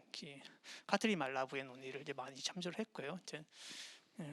하지만 이제 말라부가 기본적으로 근거하고 있는 논의가 이 정동적 신경과학이기 때문에 그 논의들을 조금 더 이제 면밀하게 전유를 하면서 이제 그 관점 속에서 이제 인류세가 얘기하는 어떤 문제들 그리고 그 문제들을 대처하는 어떤 방식을 조금 더 다르게 사회할 수는 없을까에 관한 문제를 제가 이제 카트린 말라부나 그리고 카트린 말라부가 또 잠깐 언급했던 그 스메일이라는 그 신경 역사학 이런 거를 이제 새롭게 어떻게 보면 제안한 사람인데요. 그래서 그 어떤 스메일의 논의가 인간 중심적이지 않은 어떤 역사성 그리고 또한 그 역사가 어떻게 또 인간에게 또 경험되는가 뭐 이런 문제까지 같이 논의하고 있다는 점이 굉장히 좀 흥미로웠고 그래서 이제 그런 논의를 이제 끌고 왔다라고 할 수 있겠습니다. 그리고 이 환경 변화에 대한 무감각 그러니까 제가 그 보드웰이 주류 영화가 이제 보드웰을 용어로 하자면 이제 강화된 연속성의 영화이죠. 근데 이 강화된 연속성의 영화에 보드웰이 그 얘기를 하면서 사실상 기존의 고전적 헐리우드 영화가 오로부터 별로 그렇게 단절되지 않았다가 이제 보드웰이 얘기해오는 핵심이죠. 오히려 그러니까 기존의 고전적 헐리우드 영화 가지고 있었던 특징들을 더 강화한 것일 뿐이다라는 게 이제 보드웰의 핵심이에요. 근데 제가 보기에는 그것은 이제 조금 신경 인지 과학적인 관점에서 보자면, 그러니까 이 탑다운의 과정, 그러니까 그 인지 과정에서 다른 어떤 감정이나 기억이나 이런 과정들을 탑다운의 방식으로 통제하고 제약하려고 하는, 그것을 고도로 효율적으로 굉장히 빠른 속도로 달성하기 위해서 달성하는 것과 같은 기능을 하지 않나, 그런 생각이 들었고요. 네.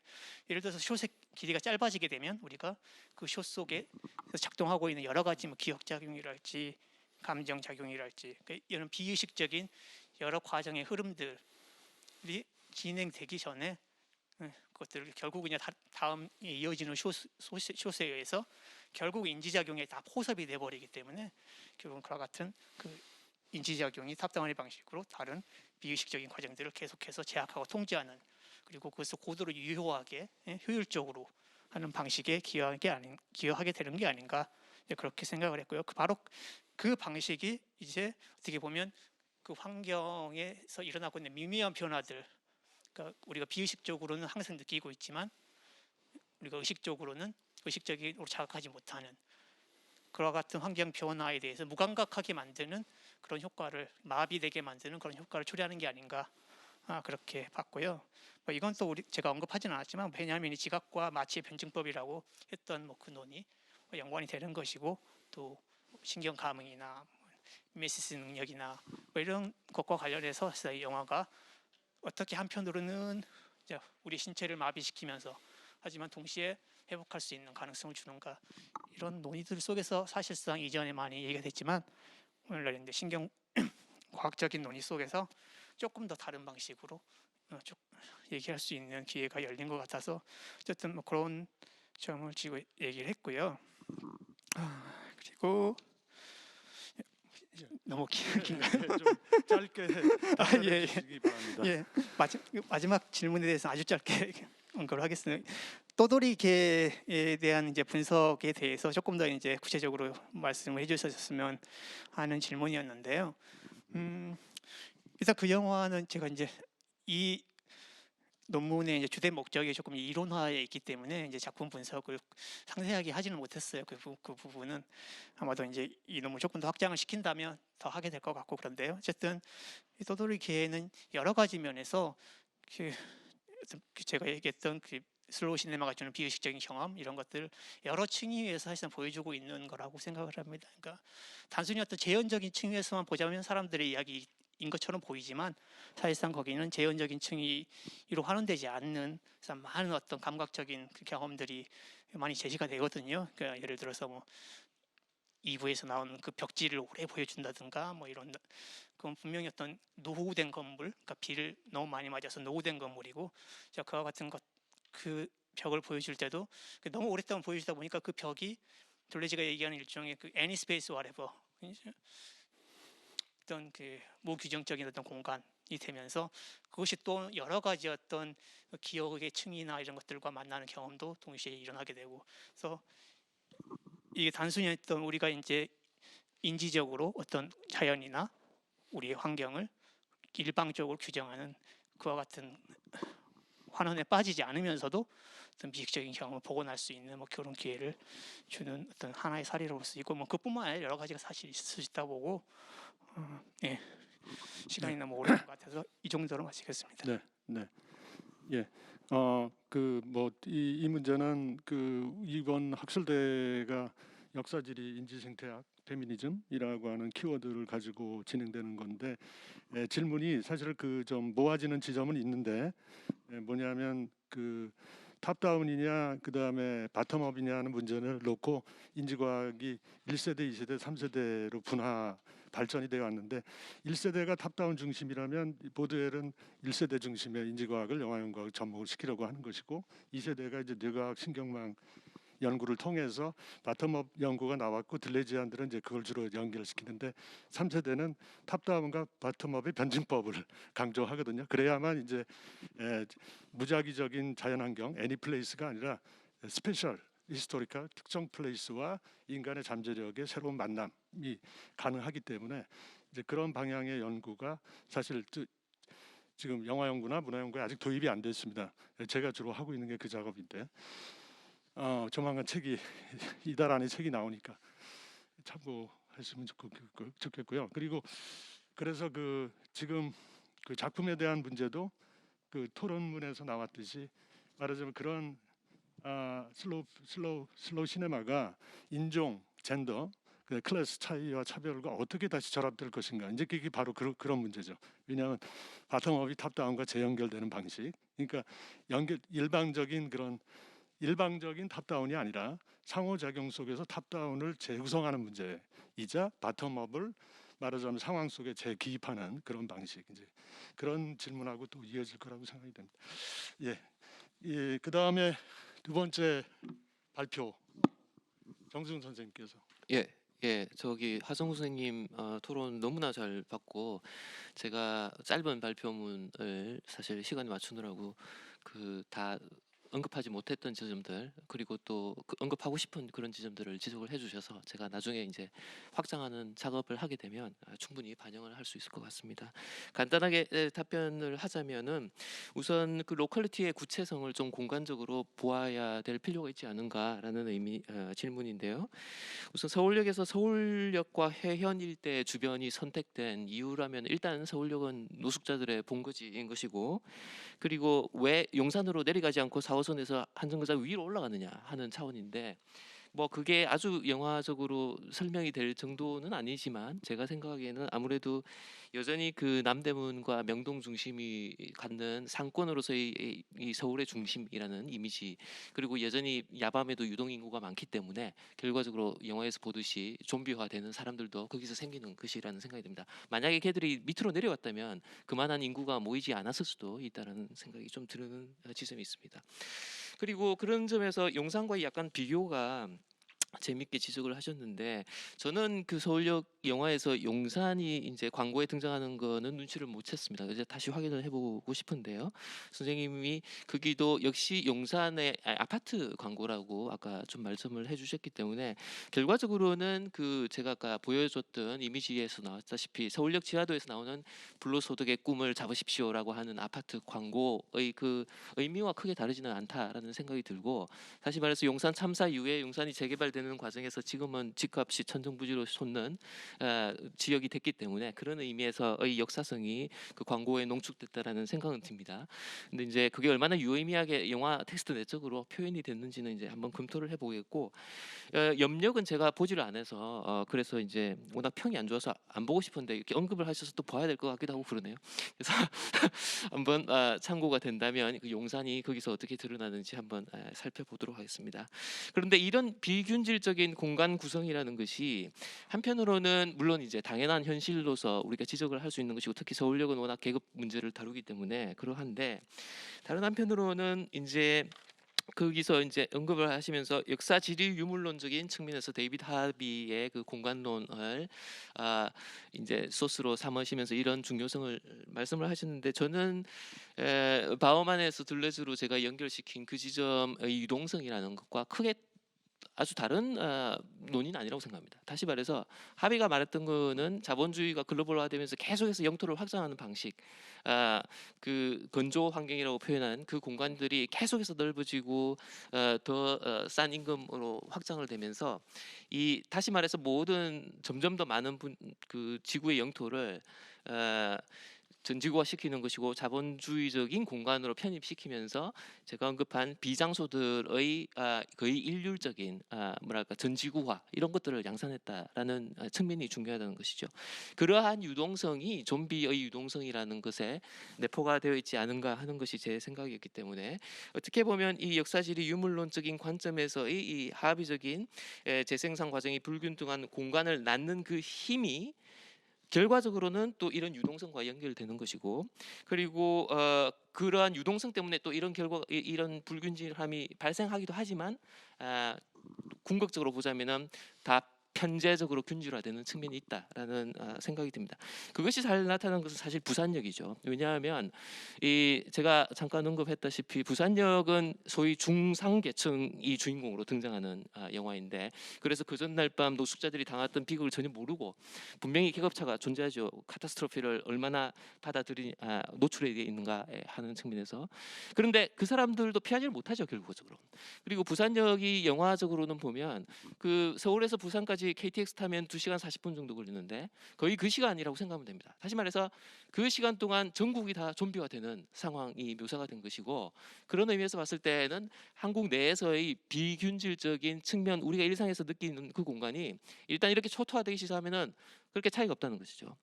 그 좀비 바이러스의 확산 속도는 KTX보다 빠른 것입니다. 다시 말해서. 예, 그런 의미에서 이제 그 로컬리티가 다시 글로벌화되는 지점이 있다라고 얘기를 하고 싶고요. 근데 다시 한번 생각해 보니까 왜 그럼 부산일까? 부산은 안전지대로 묘사가 되는데요. 그 지점은 이제 이 토론을 받아보고 생각하니까 순간 떠오른 게 이게 6.25 같은 느낌이 듭니다.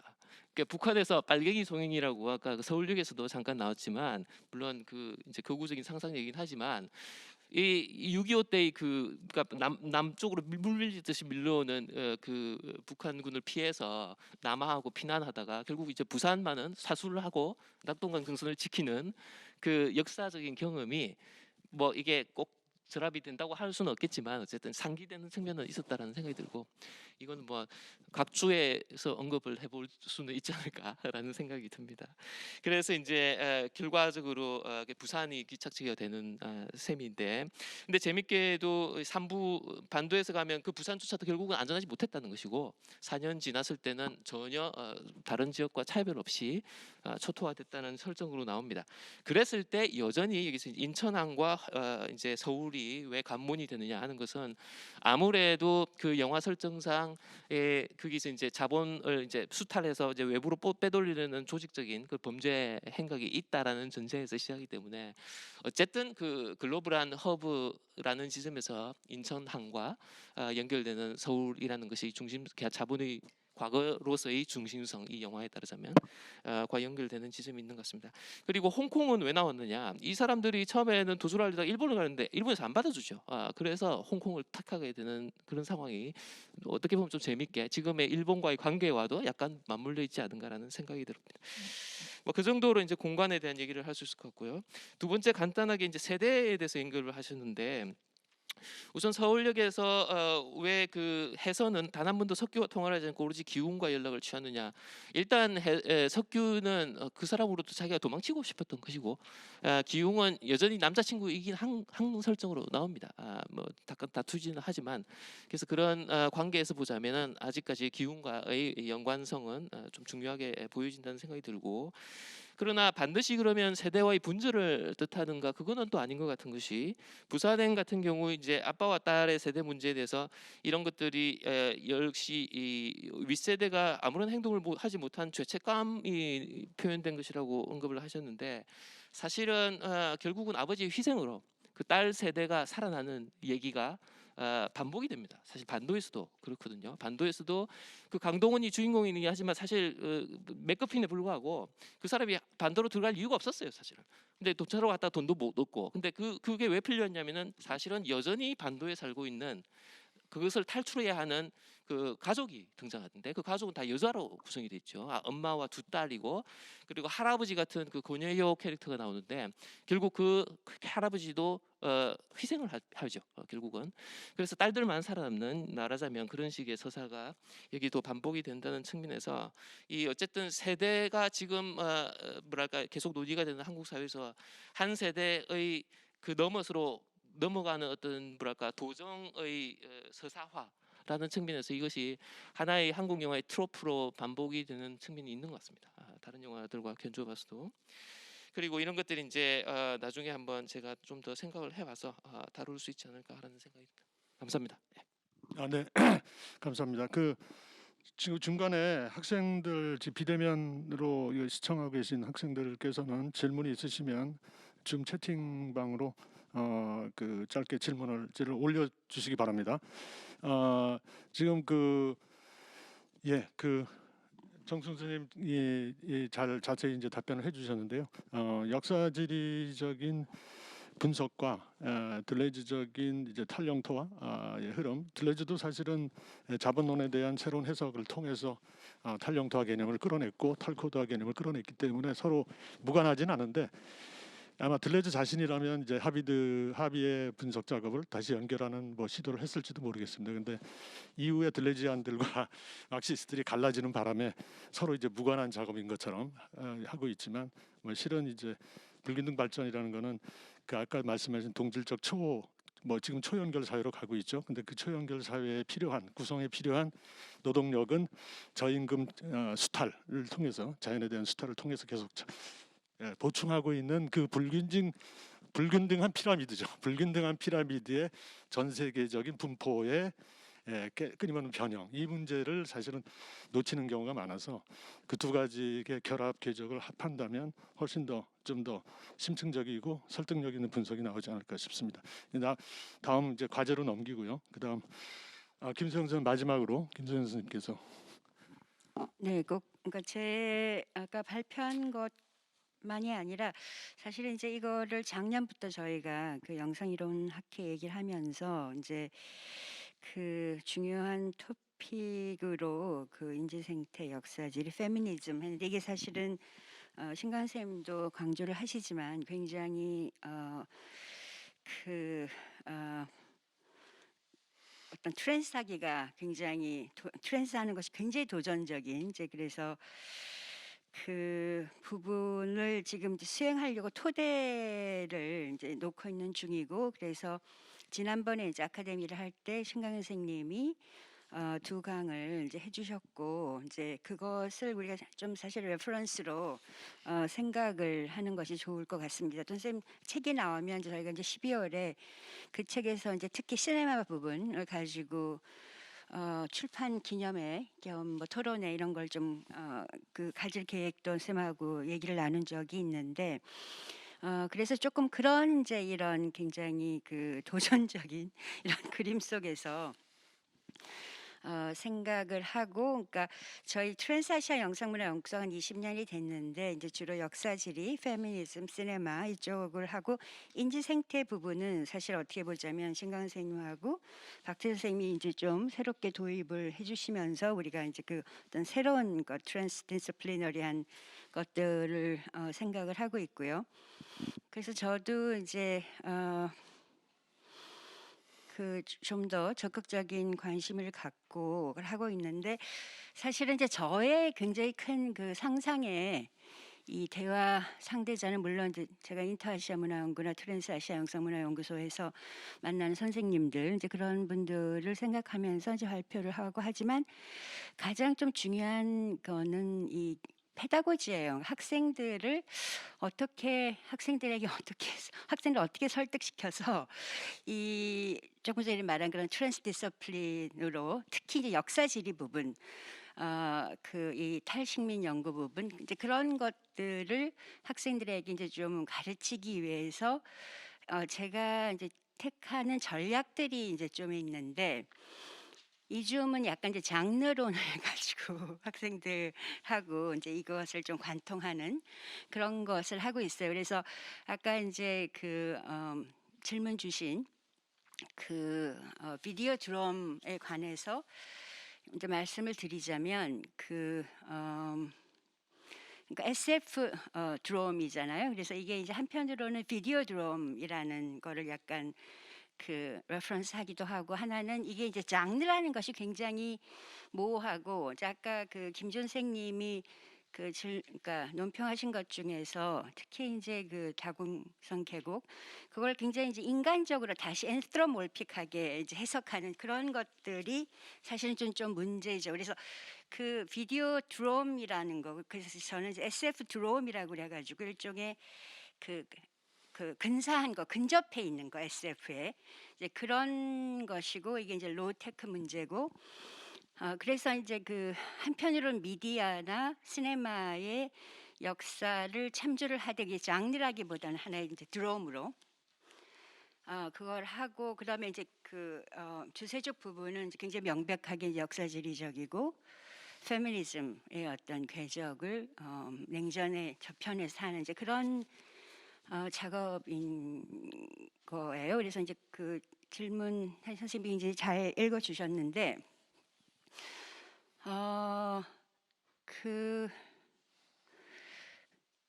그래서 이제 저는 그 약간 그 이 뭐랄까 인터미디어리 번역 가능한 지대를 만들려고 노력을 해요. 그래서 이제 그 SF 드럼도 이제 그런 일종의 번역 작업인 거죠. 기존의 비디오 드럼, 뭐 SF 장르, 또 페미니즘에서 하는데 이제 제가 이게 페다고지가 좀 들어가 있다는 이유는 뭔가 하면 학생들이 특히 이제 팬데믹 시대에 굉장히 다나 헤로웨이를 잘 읽어요. 잘 읽고 다나 헤로웨이가 얘기하는 게 이제 제가 학생들한테 그 다나 헤로웨이 관한 다큐멘터리를 지난 학기에 첫 번째로 이제 보여줬는데 굉장히 이제 학생들이 좋아하고 좀 그 안도하고 힐링도 하고 그래서 이제 제가 하는 작업은 일정하게 학생들과 컨택 존이 만들어지는 지점에서 그 역사지리 페미니즘 그러니까 제가 인지생태 부분은 이제 지금 배우는 중이고요. 특히 이제 두 분 선생님들한테 제가 이제 배우고 있습니다. 그렇고 그래서 그 제 작업은 사실 굉장히 좀 페다고직해요.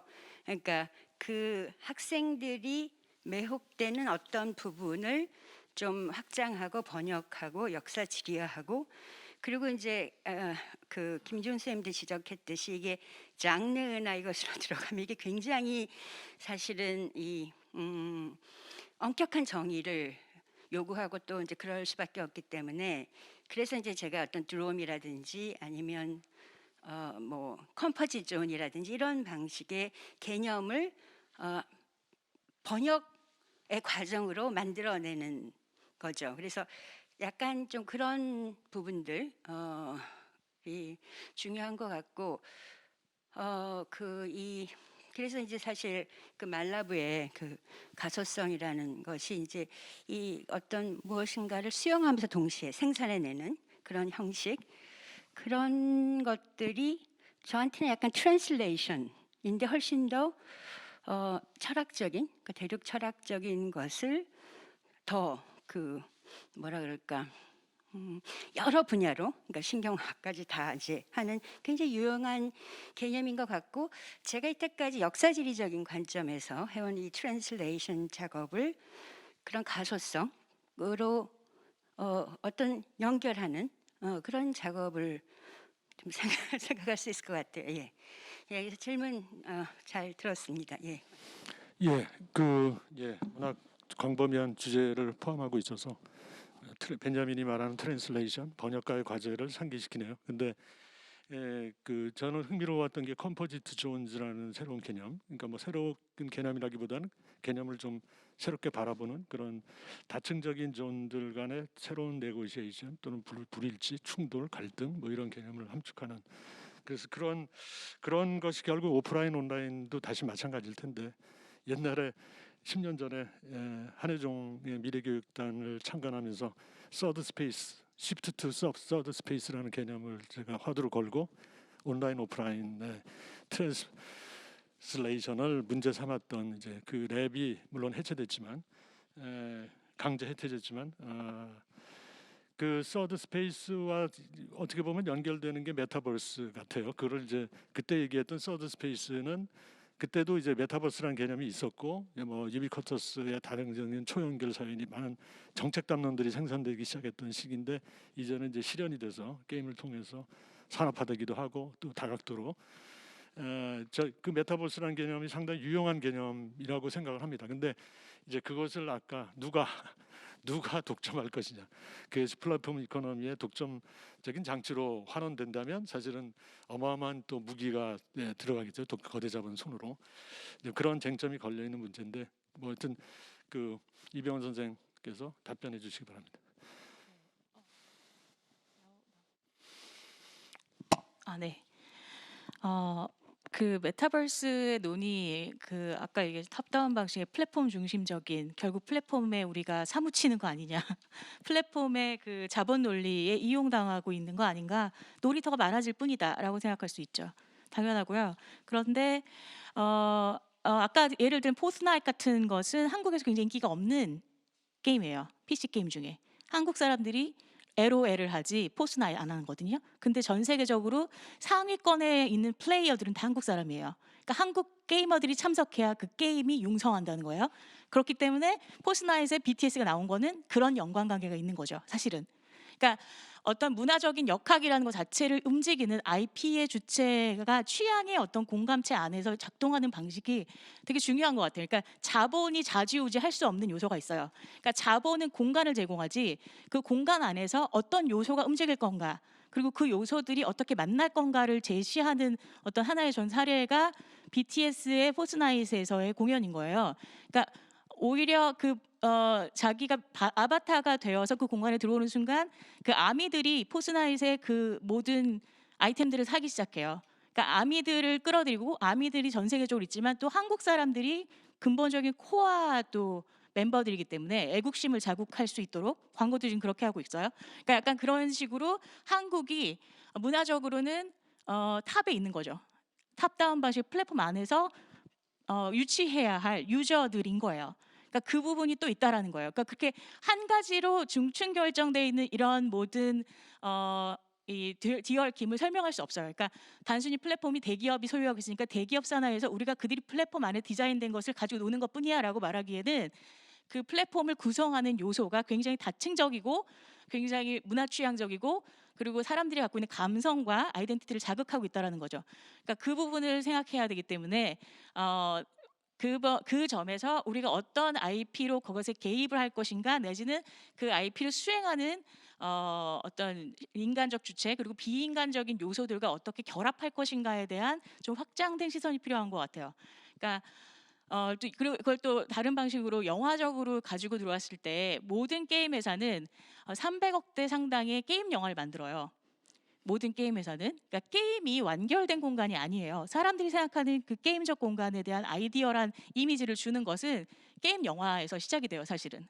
그래서 그 게임 영화 하나를 만들기 위해서 300억을 투자해요. 그러니까 10분 이하 뭐 내지는 5분, 3분짜리 짤로 이렇게 돌아다니는 여러 가지 트레일러 버전의 버전 업되는 시리즈물의 게임 영화들이 있어요. 그러니까 사실 그것들이 SF 영화의 어떤 골수들을 정수들을 담고 있기도 해요. 그러니까 단순히 게임이라는 것이 어떤 룰에 의한 플랫폼 안에서의 어떤 뭐랄까 그 자본에 의해서 계속해서 가동되는 어떤 것인가라고 얘기하면은 우리는 TV도 보지 말아야 되고 넷플릭스도 볼 필요가 없어요. 그러니까 넷플릭스도 지금 한국에서는 굉장히 엄청난 그 플랫폼 비즈니스의 상위에 있지만 사실은 한국 컨텐츠가 넷플릭스 아시아 컨텐츠의 10위 안에 거의 70%거든요.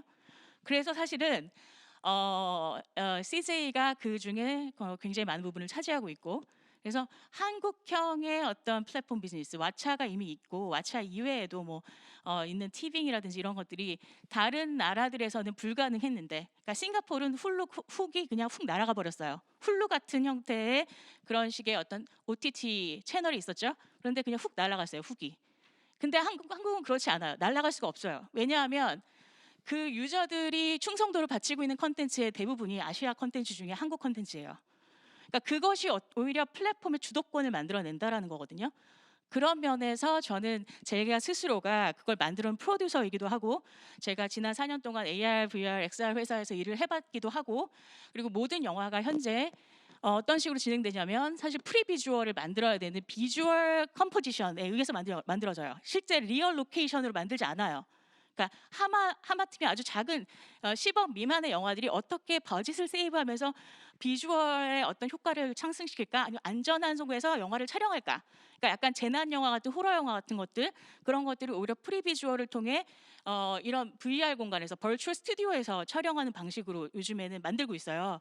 그리고 저는 그걸 지금 내년에 만들 프로젝트 중에 그런 게 하나 있기도 하고 그리고 AR 컨텐츠가 기반한 그런 것들 내지는 웹툰이 기반되어 있는 그런 것들이 어떻게 영화화되고 있는 건지 너무 많이 보여지고 있고 그러니까 원전 자체가 오리지널 IP라는 것이 시나리오 베이스라기보다는 요즘 대부분 다 웹툰 베이스가 더 많아지고 있고 그 웹툰 베이스의 또 일부가 AR 컨텐츠화 되어지고 있고 그 AR 컨텐츠를 영화로 만드는 케이스가 있어요. 그래서 최근에 이제 아시안 필름 마켓의 이번에 프로젝트 중에서 EIP 프로젝트 중에 그 얼번 레전드 그 그러니까 도시 괴담에 대한 도시 전설 추격담에 대한 건데 그걸 AI 프로젝트로 만든 게임이 있어요.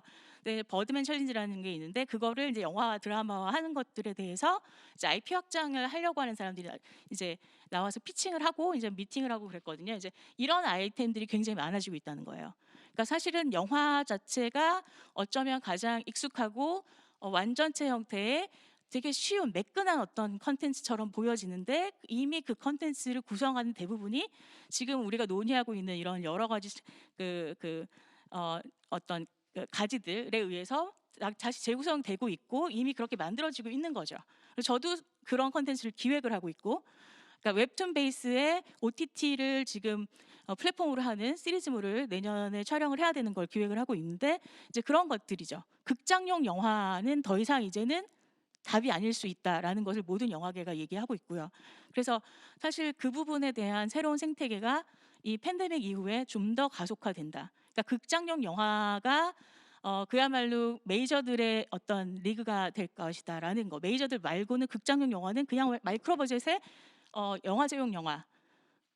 그거 말고 중간에 그러면 그 영화를 이어나가는 새로운 영화들의 시도라는 건 뭘까라는 것에 대해서는 제가 지금 오늘 말씀드리는 그런 장르들의 내지는 IP들의 결합을 통해서 만들어지는, 그리고 실제로 프리비주얼을 한다는 것 자체가 그런 셀들을 픽셀들을 기반으로 한 영화라는 거예요. 그러니까 비물질적인 공간성을 물질화하는 과정이 영화가 돼버린 거예요. 그러니까 실제 현존하지 않는 공간을요. 그래서 그걸 컴포지션해서 완성해요. 그게 영화적인 공정이 되어버렸어요. 현재. 그러니까 그 부분에 대해서 좀 더 생각을 해야 될 것 같습니다. 예. 예, 자세한 뭐 신뢰들을 자세히 소개를 해주셔서 많은 도움이 됐으리라고 생각됩니다. 혹시 채팅 올라온 거 있습니까? 채팅 질문 없습니까? 예. 그럼 다행이네요. 시간을 절약할 수 있어서 이미 6시 반에 다 다가가고 있는데 마지막으로 그 지금 말씀하신 부분도 상당히 중요한, 그러니까 이 새로운 학술 영상 이론지를 만들게 되면 굉장히 중요한 그 문제이고 새로운 과제인데, 극장용 영화와 비극장용 영화 사이의 경계, 그 경계의 입체화, 역동화, 이런 문제들이 이제 메타버스라는 개념을 매개로 해서 나오고 있고, 또 뭐 트랜스 몇 년 전부터 이제 실제로 확산되고 있는 트랜스 스토리텔링의 다양한 유니버스들이, 스토리텔링들이 이제 산업적으로 전개되고 있는 바에 그걸 어떻게 비판적으로 재전유하고 또 새로운 이론적인 문제로 재구성해서 저희 거대 자본을 횡단하는 새로운 방식, 새로운 재전유가 가능한지, 이런 질문들을 계속 던져야 될 것 같습니다. 그게 이제 애초에 아까 말씀드렸던 대로 영화 산업 자체가 시작할 때부터 기술 복제가 가져오는 자유로운 유희를 어떻게 현실과 새로운 변증법적 관계로 끌고 갈 것인가 하는 그런 질문의 다름이 아니라고 생각됩니다. 그 이제 마지막으로 혹시 얘기하실 거 있으면 김상민 선생이나 저기 토론석에서 혹시 김지훈 선생님 혹시 뭐 다들 빨리 끝내는 것을 원하시는 것 같네요. 예, 그러면 이상으로 어쨌든 장시간 동안 고생 많으셨습니다. 수고하셨습니다. 이상 마치겠습니다. 네.